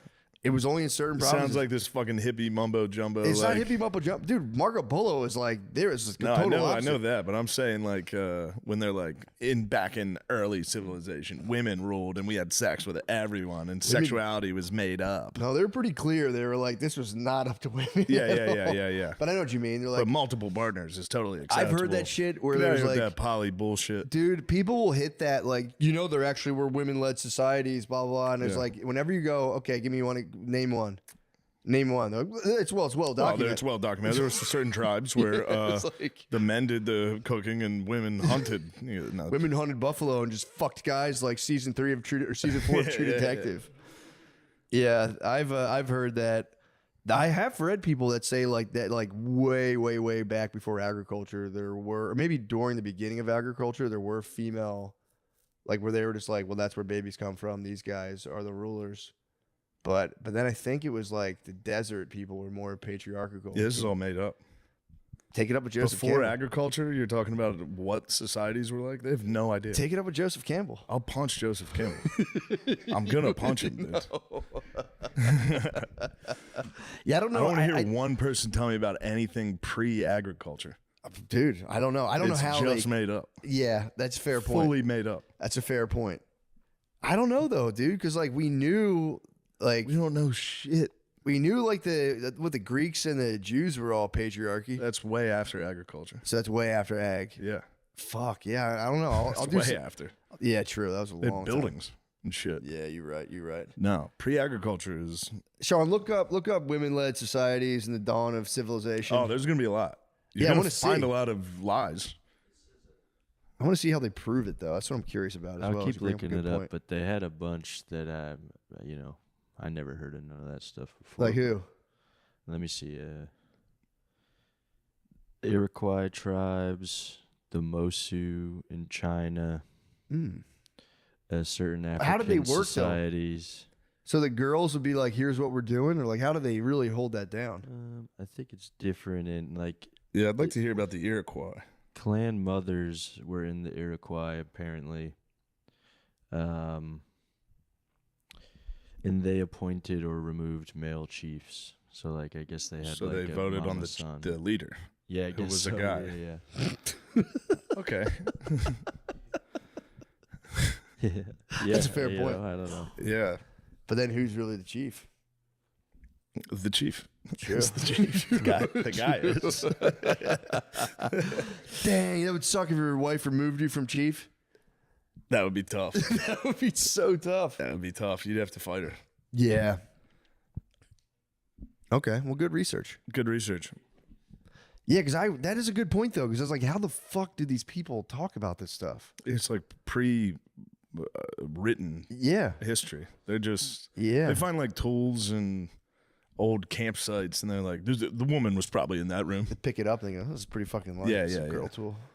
Girl tool. This one had a lot of beads on it in its tomb. Slut. Yeah, true. You're like, It is funny to find like scraps of beads and be like, in this house, the daughters would be sitting there and yeah. Marco Polo would fuck them. As long as he wanted. Yeah, the whole having sex with an entire Chinese family is, man, that's crazy. that's what's up. It's crazy to think about. That's what's up. It's interesting. It's interesting very that interesting. I've never really thought about free use on an entire family. I've never really thought about free use in a family. So the father would bring you in the house and leave for 3 days. That's And very then the father would leave. interesting. Interesting. Huh. And what would you do again? Remind me. They would just go about their chores, and you would have your way with them while they were working, maybe doing the dishes.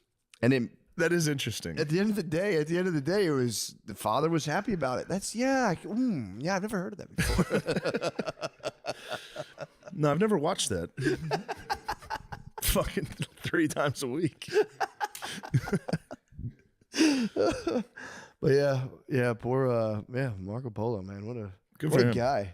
Hell of a run. Guy's guy. Truly a guy's guy. That's a guy's guy. But it's so funny. I 'cause think Genghis Khan was into some free use himself. yeah. He was on a free use, mad one, bro. Yeah. He put in like the Contra He Infinite was on Lives the Code. ultimate free use. Yeah, bro. Isn't like 25% of China I think related to everyone's Genghis Khan? related to Genghis. Crap. I think Marco Polo chilled with Kublai Khan, actually. Yeah, I think so too. I think he rubbed elbows. I think he was Yeah. like in Kublai Khan's fucking His squad, yeah. Yeah. He chilled with the Khan himself. That must have been fucking so crazy going to a completely different world with no idea what was going on Yeah. over there. And I think Kublai was about to start fucking shit up. Like Really? really not doing great. Oh no. Yeah, once Genghis died, I think they just short. I could be wrong. Kublai might have done well. I think he was rocking, but again, with the from what I He was off his daddy, dude. Yeah. He might have been a bit of a Shane O'Mac though. True. I think he was still doing stunts. I think he was still stunting on him, but he was no Vince. Dude, I'm so happy you opened my eyes to Shane O'Mac because I left off with him when I was like 10. I being agree. Like, So hate did that I. guy. I hate that I left guy. off with being like, yo, fuck Shane O'Mac. Yeah. Fucking pussy. And then you see the highlights. You go, damn, this guy was giving it his all. When you brought up Shane O'Mac to me, I had to stop. I almost turned around and jacked your collar. Like, what the fuck? What do you say? What do you I mean you understand. like him? What do you mean he's cool? I understand. Dude. Of course, dude. You don't think I had a deep hatred for him? There's one other guy on earth named Shane, and he's a fucking pussy. And then I was wrong. He was the man. Dude, I mean, those cages have to be. Lemaire, what is the exact height on those things? It looks to me like 30-something Yeah, that feet. was 25 feet. That's the Hell in a crazy, Cell, bro. yeah. Yeah, they're high as hell. 25 feet. Some of those are jumping off were like Yeah, 40 feet. yeah, It's yeah. coming one of off them like looked super high. no, they're like side of the fucking Titantron, dude. Yes. Fuck, that's what that was? Yeah. Oh my god, dude. Yeah, that's Yeah, Shane I didn't O'Mac know. was Dude, Also, you didn't know about Versus commercials. I didn't know about that. I didn't know what Versus was. Versus. I thought it was where two old rappers go head to head. No. No, it's a fishing channel. Fishing in Pac-12 football. And rodeo. Like Mountain West basketball. Oh. Yeah, those commercials, those fucking runs were crazy. So intense. And what year was that? They Fired were up, way dude. ahead of their time. That was probably like 05, 06. way ahead of time. Yeah, they're making some. What Shout out channel? to whoever made that. Versus, go to YouTube and type in Versus commercials. Yeah, man, it was Just putting together just the best locker room speeches you've ever heard. unbelievable, man. Just get fired up. And the funny thing though is during the commercial it'll cut to like a hunting highlight. Yeah. And that makes me laugh. Yeah. It's like it's you versus them, you versus history, and then it cuts to like a scope on a deer that's like, what the fuck did I do? I didn't do Second shit. place, dear. True, you put it that way. That does second place does stink if you get eaten. Maybe you like flies in your soup. I like second place like I like a fly in my soup. Not at all. Yeah. It's good stuff. That was great stuff. Yes. Okay. A quick break from the show for a special segment called More or Less Hoops Edition. And it's brought to you by Prize Picks. Right.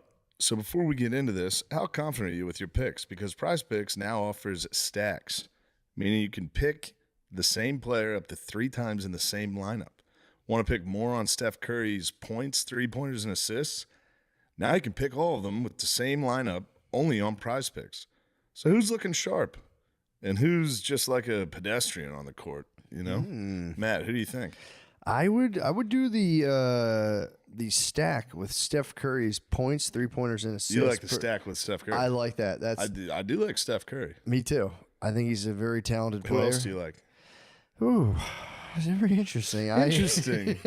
It's interesting. I've never thought of it like that. I would pick Embiid for. Nice. I would stack him up. Pause with rebounds. You'd stack his boards.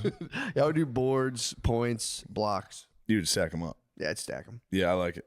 Okay, so that's our take. Now it's time to lock in yours with Prize Picks. Don't just stand your faves, which, Matt, I got to be honest, you're standing your faves. My bad. Stand on business.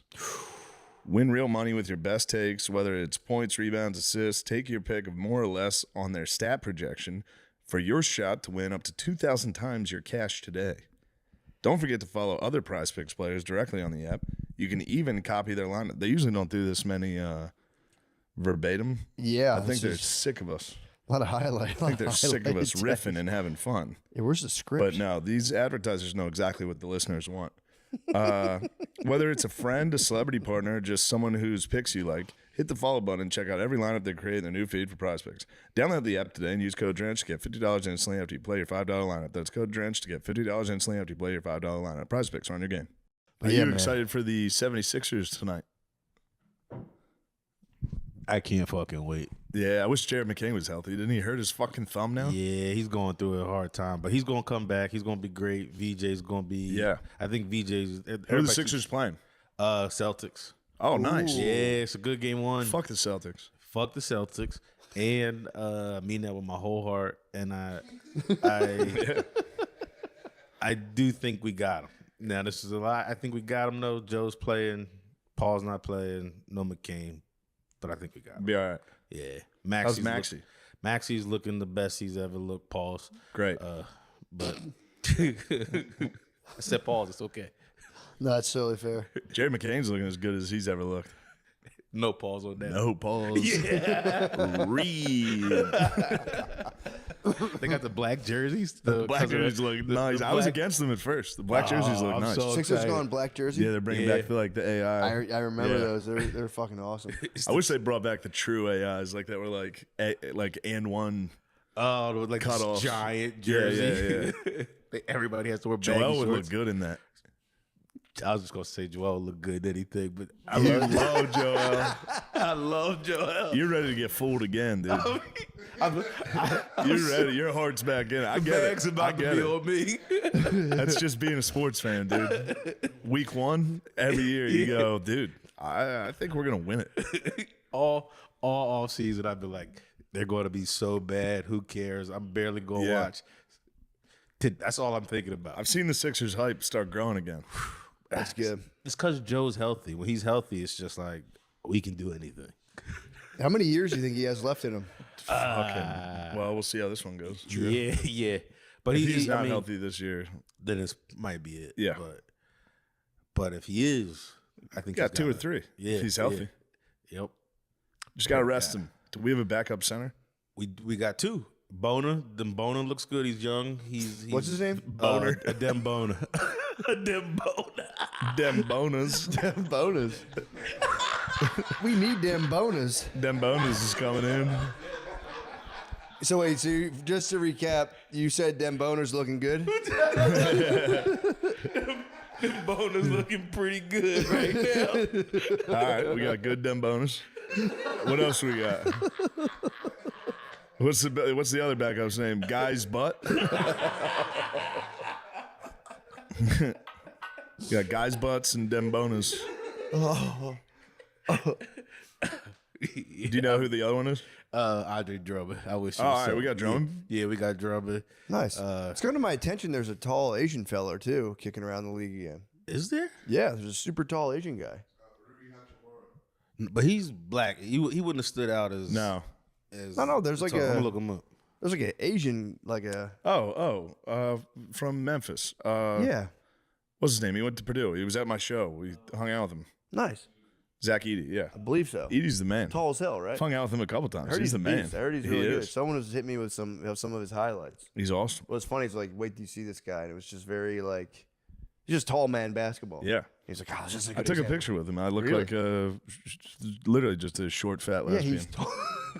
If you get rid of my height, I look fucking insane. I was coming up to like his stomach. I was like, I went full. I look exactly like the Megabus logo. because he's 7 feet, right? Yeah, Fuck. he's taller than that. That's bullshit. You should be like, bro, you Literally, gotta this is take what I look like in the picture. The mega. I'm the Megabus logo.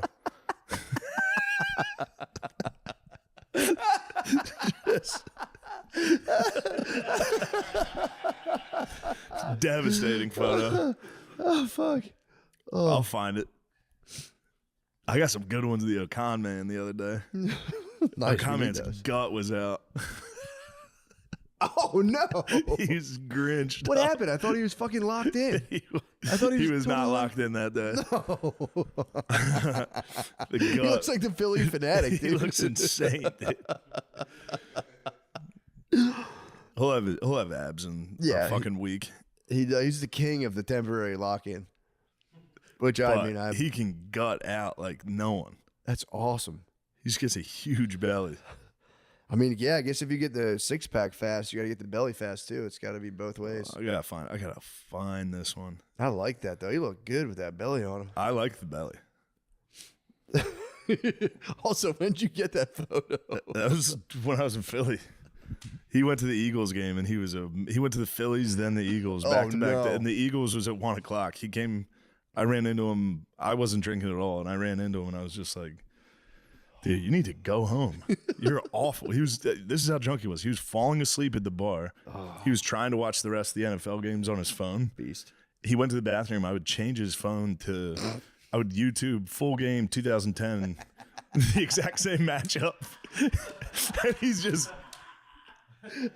At one point it cut to Tom Brady throwing a touchdown to Wes Welker, like a highlight, and he was like,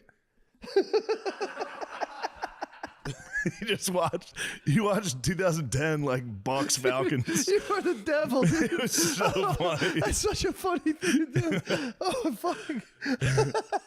He was like, "What the fuck is this?" Oh fuck. God damn it! I gotta find this picture of me and Edie. Oh, that's so fucking funny.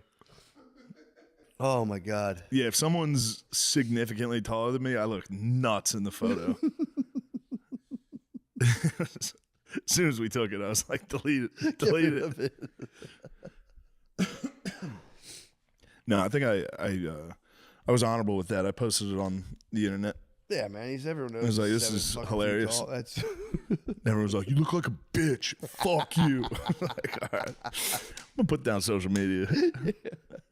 yeah, it's totally unnecessary. You don't have to look at it I've just at all. been literally, it just hurts me now. Yeah. I just go, "Oh, I'd like to be hurt." Yep. Yeah. All right, good. That's good. 3 minutes of watching a show. I go, "This scene's boring. Let's get hurt." All right. There we go. That one really hurt. I was in the shower today, and I don't know if this is like the dumbest thing ever, but I was thinking how 97% of people, I think maybe even 98, are like terrified of public speaking. Yeah. Then if you asked anyone, like, would you like to be famous? It'd be like, more than anything ever. It's like, well, dude, it's the literal fear of public. You're It's just the worst. being stared at. You're constantly perceived. Yeah.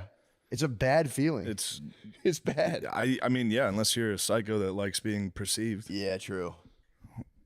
But I don't like it. I hate it. It's true. I've been stricken down with the melancholy, dude. I went for a walk the other day. Yesterday, I was going through it. I was like, I don't have anyone to even talk to about this stuff. Yeah, true. Yeah. Like, yeah, everyone was saying I fucking stink. I got a message the other day from a lady just going, "Hey, just so you know, me and my boyfriend watched your special. It sucks so bad. I hate it." And I just watched it. I was like, "God damn, dude."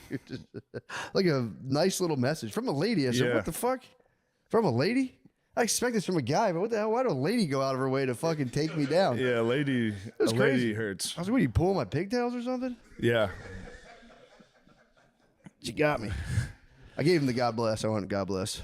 Yeah, God bless is Just nice. God bless, man. Just, I hit a lot of God blesses. Yeah, just God bless. Yeah, it is. It's a weird thing to complain about. Be like, dude, you must be on cloud nine. Like, I'm deeply depressed right now. That's good you get that. I get nothing but like, "Are you all right?" Really? Yeah.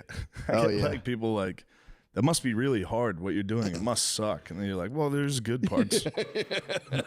I like it. I like what I do." I get a lot like, "Are you excited?"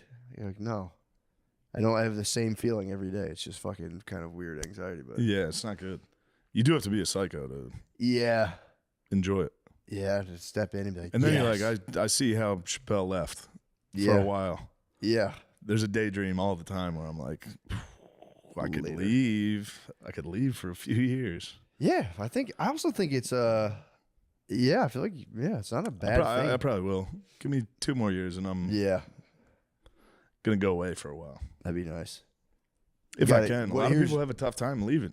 Yeah, true. You got to get off the stage for them to want you back on the stage. That's true. You know? Yeah, but you also got to do a cool new look. You can't. You got to go. Letterman grew the beard, dude. You got to do a cool look. You got to do something sick, dude. I've got it. I'm gonna change the pigmentation of my skin. I'm gonna go away for 6 years.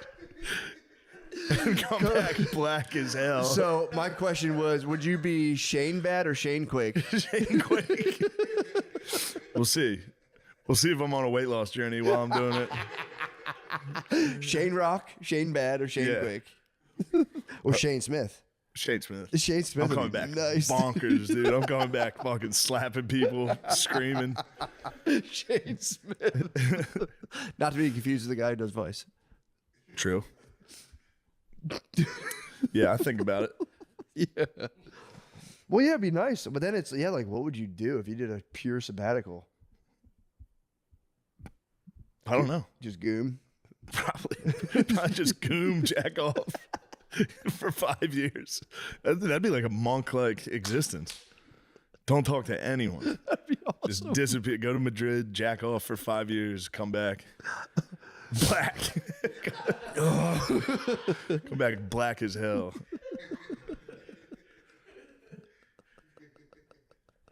I could do it. Chappelle came back jacked. Do you remember that? Yeah, he Chappelle came back yoked, way too bro. jacked. He came back yoked. He was too jacked. True. He came back jacked. His head didn't quite fit. He did get absolutely yoked. Yeah, when he left, he was so skinny. Yeah. I'd have to, just in honor of that, I'd probably sex change. Yeah, we'd have to do If something. you're coming back with a We could pigmentation fucking therapy, Wachowski out. The brothers could come back. I could just keep on my normal life. They're Yeah. like, oh shit, there's a guy's a girl now. Oh shit. Yeah, Yeah, we'll see. Yeah, true. True motherfucking Getting heck. stricken down with the melancholy, and it's probably the sickness as well. Sickness will do it. An illness will give me some melancholy, Yeah. but we'll be all right. Yeah, I mean, you just have to break through to a whole other level. Yeah. You know what I'm saying? Oh yeah, I've thought about it. I've been laying in this room thinking about the changes that need to be made, Total lock-in. and it starts with getting rid of fake friends. It's time for me to completely isolate myself. I've reached that level of fame. Now it's isolation. True, you might have to do Luke Skywalker on the mountain. Yeah. That'd be sick. You come back and you're like, dude, my I dynasty. thought about the has- best Down syndrome joke of all time. I'm back. Hell, motherfucking yeah. Yeah, baby. Yeah, you know what's nice right now for me? I wake up every morning at 6:30 and there's a bunny in my front yard every good. day, and my dog chases it around for a good like minute and a half, and my kids just go nuts every day at 6:30. It's been pretty fun. That's good stuff. And Matilda doesn't try to bite it. She's thrilled with the chase. We just get to watch it every morning. And I'm like, that's like that, Just and then reading be about careful. Vietnam. It's coming. Well, she's gonna bite it. Yeah. I don't think she's gonna bite it, dude. She's gonna bite that. I'm bunny. telling you, she chases frogs. She's all about. She loves She gets the game. close. Because she Sniffs them a little. she could get it, dude. If she Yeah. wanted that bunny, it'd be hers. Yeah. But nah, she doesn't. She doesn't fuck with the bunny. She chases it around. My daughter's scream. I'm like, you guys gotta be quiet, dude. It's still dark out. They're like, a bunny, Matilda. So yeah, they're Yeah, having kids would be nice. yeah. would That help. does that occupies 97% of your brain. That would help. Which is nice. There's nothing to think about. It's just you like wake up every morning. They're there. You never Yeah. sleep. They FaceTime you. Do the dinosaur face. every time I'm traveling, I call them like, "Hey guys, how you doing? Be a dragon." I have to just put the dragon head filter Yeah, on, yeah, and they just yeah. go, "Ha ha." That's Like, good. how you guys? I'm like, "How are you guys?" That's good. Do the unicorn. Stick out your tongue. This is what happens when I'm on the road. Lemaire FaceTimes me. Lemaire FaceTimes me. He's like, "Will you do dragon?" I do. I put him to bed. Lemaire goes to bed. He FaceTimes me. I go, "You'll be all right. I'll be home. I'll be home, brother." Shane, where are you? What day are you coming home? Shane, can I jack off in the office again? Yeah. Go ahead, man. Yeah, I did like two. One day was a 7-day trip, and then I had like a week off. And then I did like a 4 to 5. They were not happy. Oh, yeah. Yeah, that was like, I got to go away again. And they went, oh. I'm like, all right, guys, this kind of sucks. I always tell them I cry. I'm like, guys, I'm going to cry again. They're like, don't cry. I was like, all right, if you guys don't cry, I won't cry. And then tricked them. It's been working, yeah. You get in the car, you go, "Whoo, free time."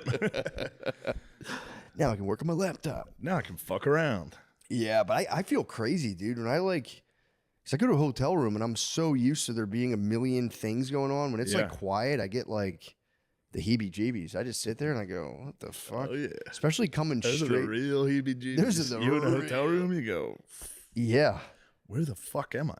Dude, yeah, man. Especially when you come out from you do the 2 shows, it's just like you're like zzz, like vibrating, and then it's like ice cold, quiet hotel room, and it's like, dude, I don't feel like watching. If I like go to watch TV, I just flicker through a menu of Netflix and I go, I just turn it off, Yeah. and then I go, I'm just gonna lay down until I fall asleep, and then my body's just throttled with adrenaline, and Yeah. it's just. All roads truly do lead to the hub, dude. When you're in a hotel room, it's terrible. You got to have about 20 beers, and then you got to watch Ruud van Nistelrooy, all goals scored for Manchester United. So that's a good 40 minutes.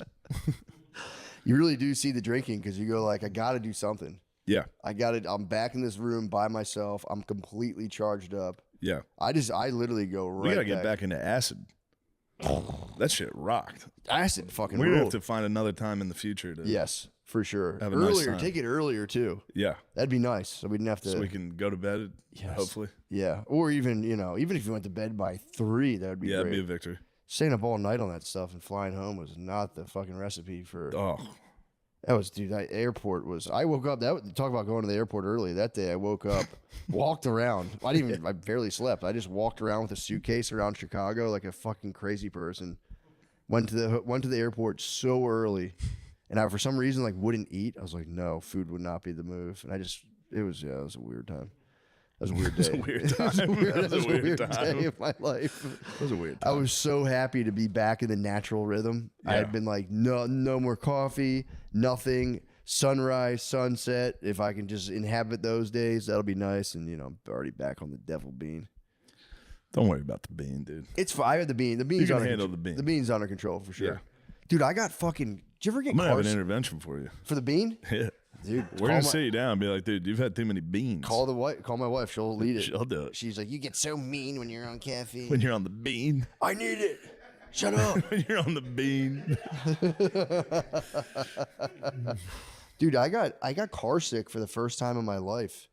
That sucks. The electric Mustang. It's only that car. I was in the electric Mustang and I was just like sitting there. I'm like, oh my God, I feel fucking awful. And again, I'd beaned up pretty Who the hard. fuck's driving an electric Mustang? Uber driver.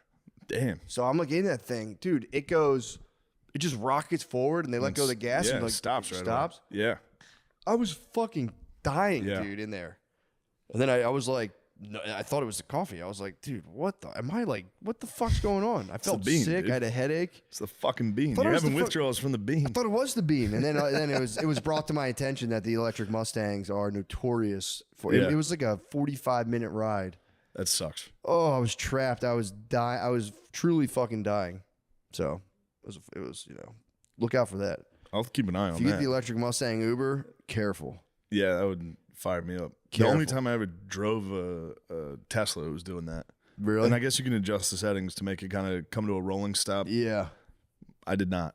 So it was just the whole fucking drive. I think if you're It's like 3 driving, hours. I think it's better though if you're driving. When Sure. you're not driving, I was in the back seat. I thought it was like a fake girl disease, dude. I got motion Kind of sickness. is. That's what I thought it was. Yeah. Till I got stricken with it, and I said, "Holy Car fuck!" sickness is definitely babies and girls. Oh yeah, big time.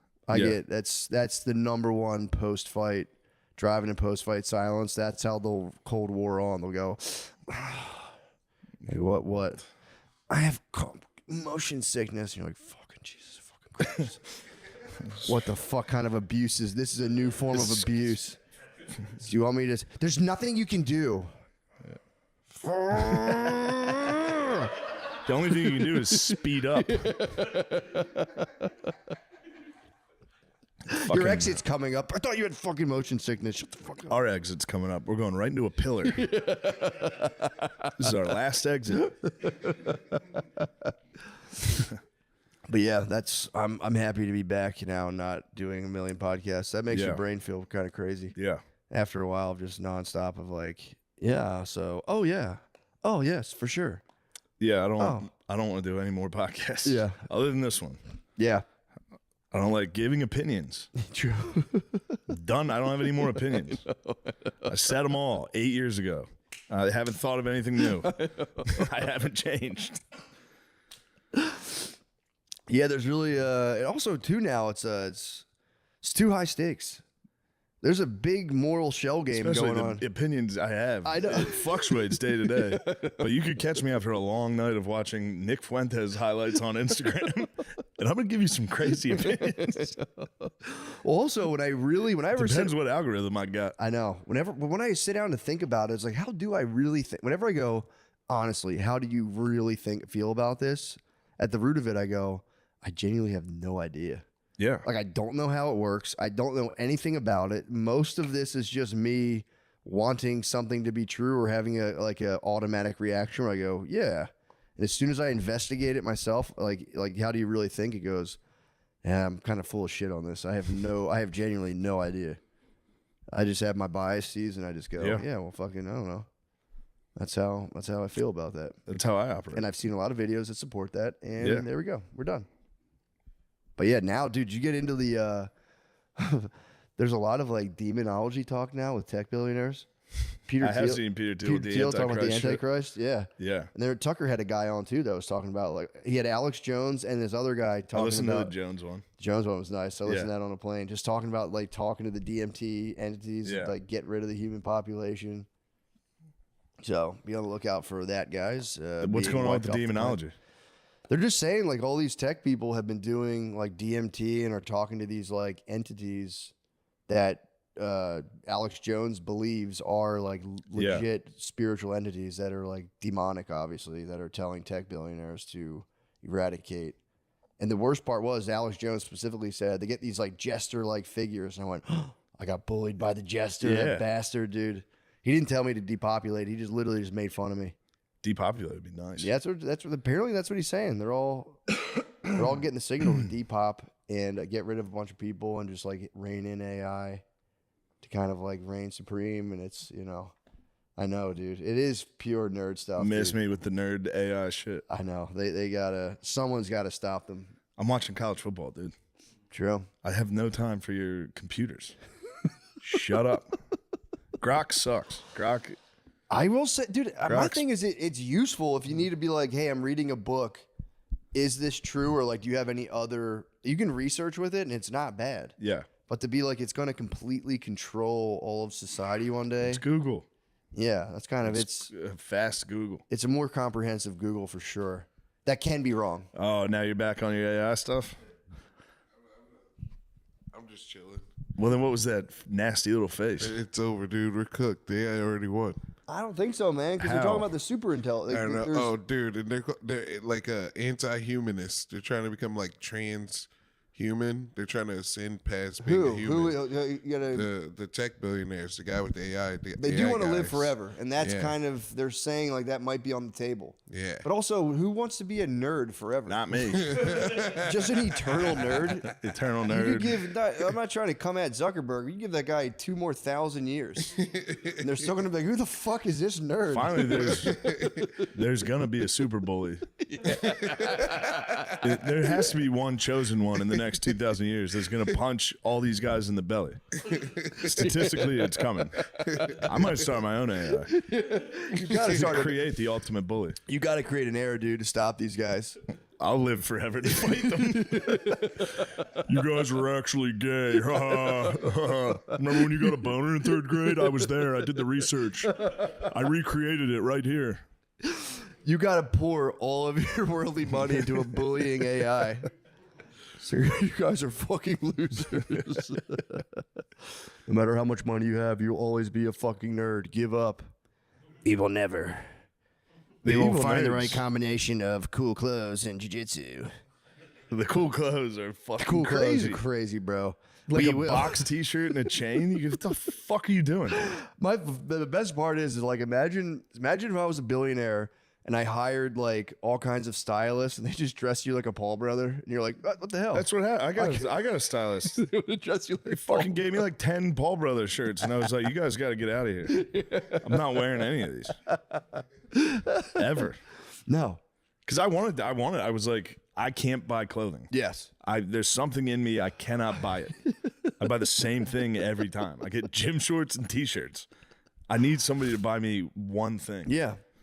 So I forgot all about it. And then these ladies came to my hotel room with like Yeah. racks of clothing. And Nice. they're like, just try these on. Yeah. You're like, I just had should to be do like a right- fashion show right for here? 3 women. yeah. It was the most embarrassing I thing could I've get ever into that done. if they like hiked my pants and checked how loose they were on me. There was some of that, which was very nice. That's nice. But no, when they left, I paid a little visit to the beat-off ferry. No, it was such a disastrous day. Dude. I was in LA for, I think, the Super Bowl commercial Yeah. last year, and I brought my Xbox. Nice. I had fucking Bannerlord fired up. I get to LA, I'm like, finally, some peace. Start playing Bannerlord. There's a ring at the fucking, my hotel phone rang, and they're like, we have some people to see you. I was like, oh shit, I forgot about this. Oh no. And then I had to try on literally like fucking Harry Styles outfits, like fucking like bell bottoms. Yes. Like now, can you do a backflip? Dude, I look like Can you a do a fucking backflip off moron. the bed? I look like a moron. Hire your sisters and mom to be your stylist. They are. This is it. that's good. This is This is what they bought me in 5th grade, and I'm still doing it. This is it. Yeah, no, Brittany got a stylist, and same thing. I was like, have her get me some pants, and it was a battle. I was did like, get some dungarees out of it. yeah, you do learn I kept about. some dungarees.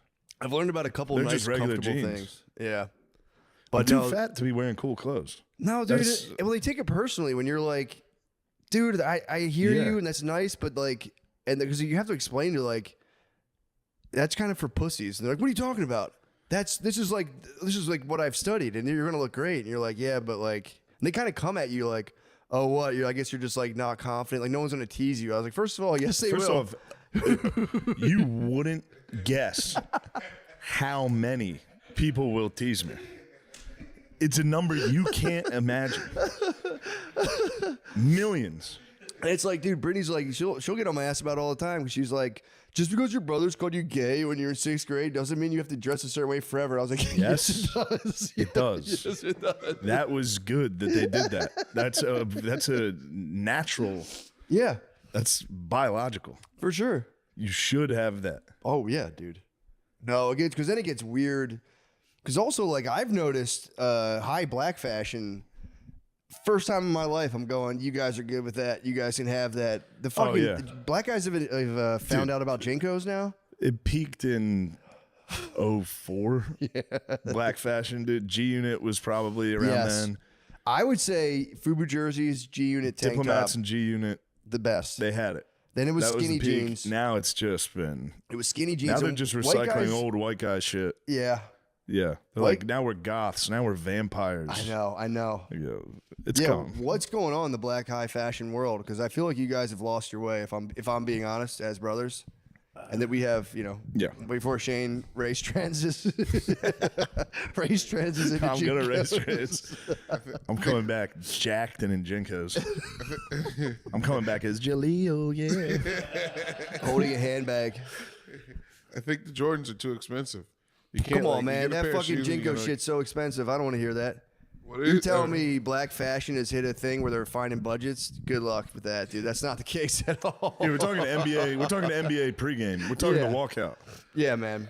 Those outfits are fucking They're kind terrible. of sus. Sometimes they're sus. Sus as fuck. Crazy They were like sus. vests with no Or undershirts. a purse, like They'll rock a purse.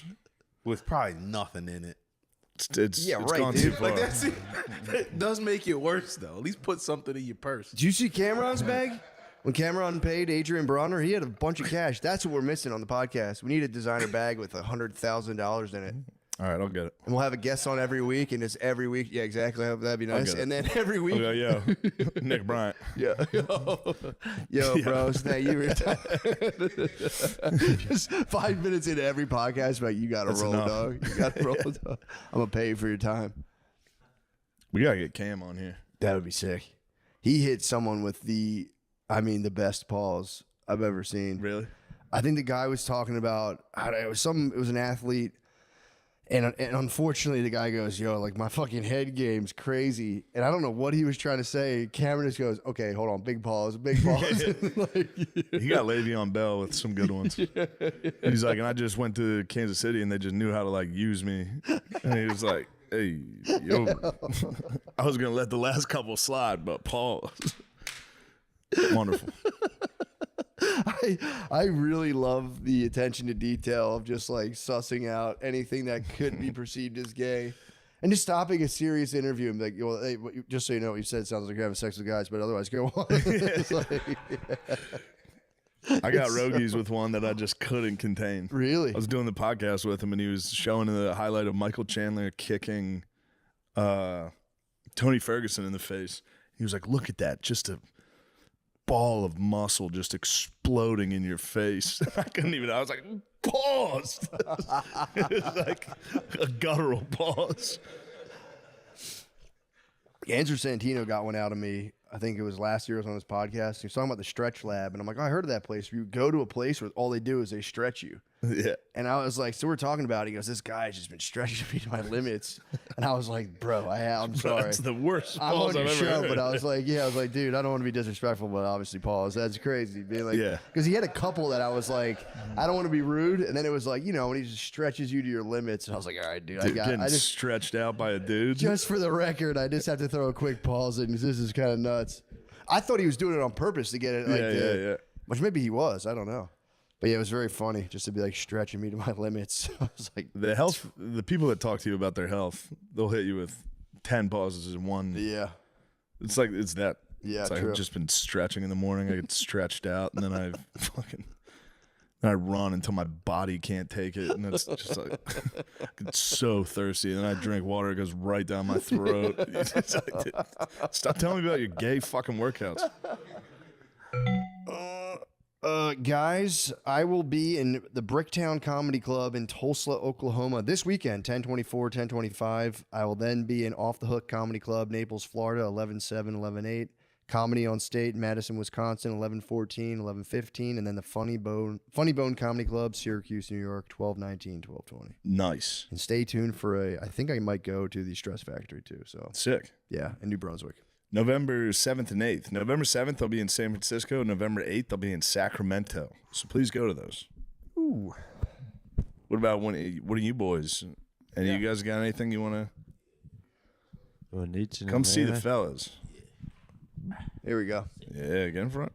If I think the day this comes out, I'll be in Atlanta, Helium, in Alpharetta, 8 p.m. and Optimum Noctis. When's the next one? Fuck. First and third Tuesday of every month. Yeah, that works. Nice. Thank you. All right. Please come. Thank you. Oh, Lemaire wants to look at that. Sorry, hello. It's me now. Hey, everybody.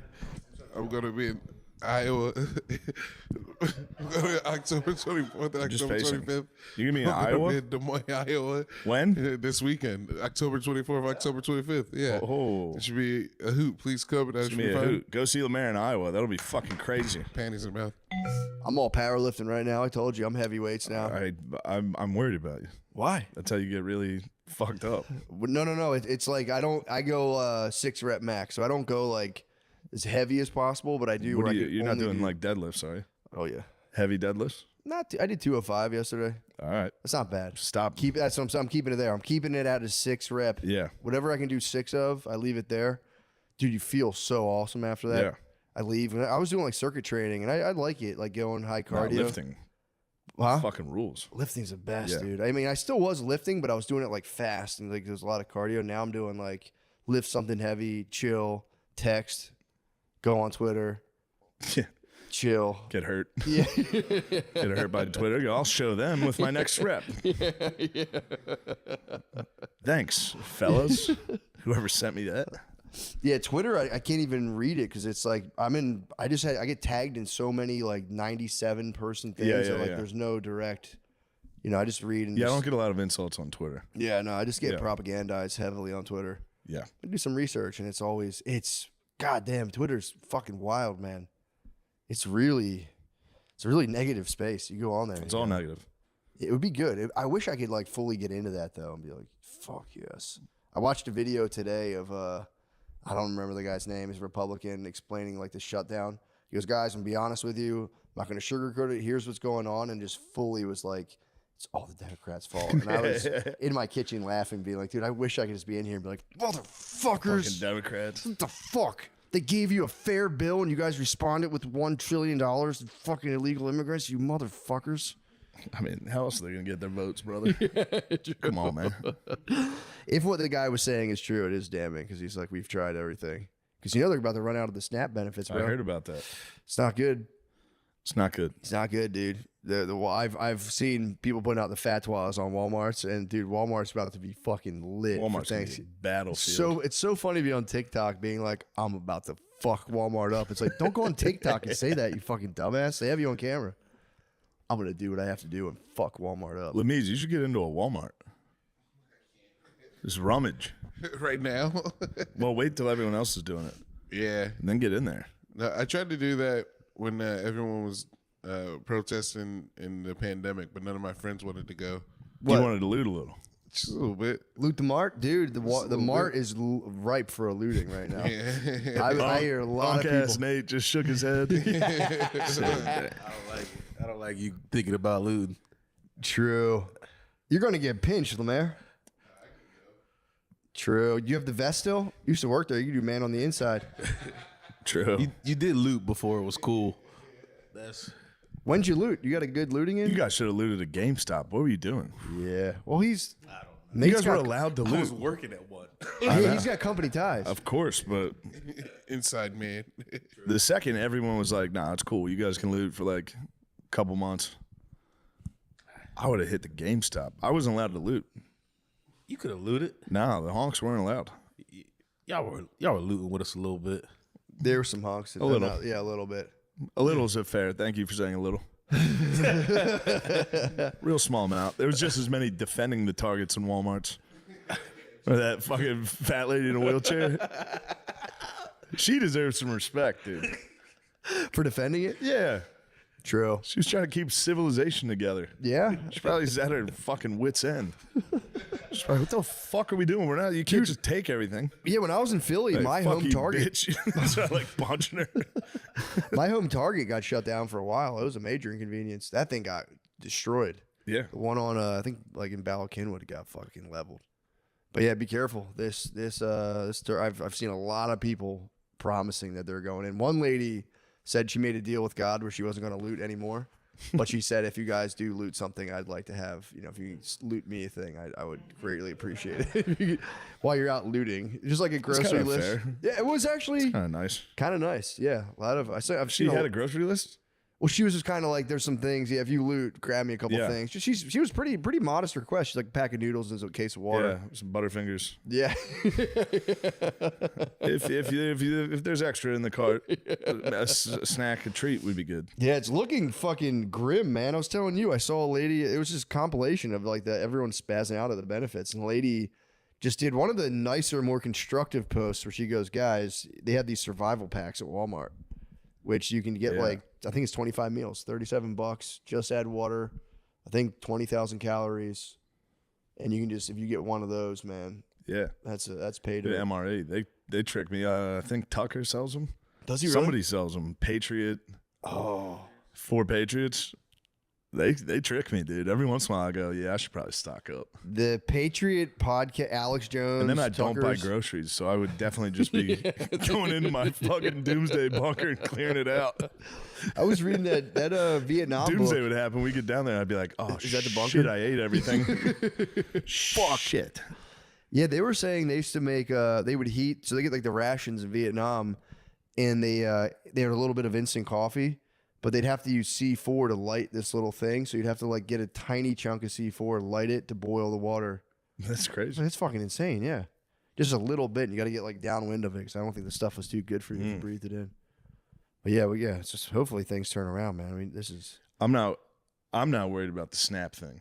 yeah, I'm confident they'll get that fixed. I think so. There's no If dude they don't get that fixed, that's a problem. But by Thanksgiving and Christmas. That'd be terrible. they'll get it fixed. Yeah. They will. Well, yeah, if you guys want some more information, check out Sean Blazington's new video. Dude, I caught it first thing this morning. It was, Got you going? yeah, it was funny because he does the montage he puts together. It's like, dude, come on, man. We don't need 30 minutes of these vines. You're painting a very negative picture right now. But then It's a he lot of goes on, vines. he goes, guys, my heart's with all the moms who are suffering. And then like within 10 minutes, he goes, y'all mad Daddy Trump ain't giving you your snacks. Now you're acting like a brat. I think he's just kind of a troll, but You got to give the people their snacks. snacks are a must, bro. Yeah. You got to do the snacks. I didn't 'cause- realize how many people were on the snack program. Yeah, I think a fair amount. Fucking ton of people are on the snack Oh, program. yeah. A lot of people, yeah. So especially Thanksgiving, dude. You need your snacks. You need your snacks. Thanksgiving and Christmas. Snackless Thanksgiving and Christmas. Because, dude, the one lady was like, for Thanksgiving, grab one of these ration kits. And I was like, Ooh, that's a tough Thanksgiving. took me back to when I was in Philly one time. There was he was this old white guy, and he was like just a kind of a drunk. And I was in this grocery store in West Philly. It was kind of like a depressing market. And I remember he put a can of, it was like close, it was like, I think it was like the day before Thanksgiving. He put a can of Spam on the thing. And I was like, fuck, this guy's definitely eating Spam by himself on Thanksgiving. And the lady was like, hold on a second, I gotta do my register. And he just goes, patience is my strong suit, man. I'll never forget it. He's having a good I time. was like, what a great guy. Yeah. Yeah. Just about to hit the Hawaiian Thanksgiving. They love Spam in Hawaii, bro. They do. Oh, like it's. I Can't get with don't. Yeah, I don't think I've ever really even. I don't remember having it. I've tasted it once. Is it just the inside of a hot dog? Kind of, yeah. Yeah, kind of. Yeah. It's like if you made tofu out of like a pig's eyeballs. Yeah. It's kind of what it reminds me of Pigs. personally. Witches got a hold of some pigs. That I have a newt. Yeah, we did it. We did. Anything else you want to talk about? No, dude, that's it. Hopefully Yeah. next week we'll dredge I'll be the back. I'll be internet. back from this illness. I'll be Yeah, back. dude. Thank you for that. Stinks, man. Yeah, it sucks being sick. Especially talking when you're sick fucking blows. I'll be all right, man. Thank What do you. you got to do this weekend? Nothing. Can you recuperate? I can recuperate. That's good. I'm off this weekend. I got to go to Philly on Monday. I Nice. kind of got a shitty week next week. Do you really? I got to go to Philly, and then I got to go to LA next week. Fuck. Yeah. That's gonna be tough. And then San Francisco and Sacramento. Ooh, nice. Sacktown. Yeah. Sacktown's sweet. Sacktown is sweet. Sacktown's Hopefully crazy. the Diaz boys show up. Well, nice. All right.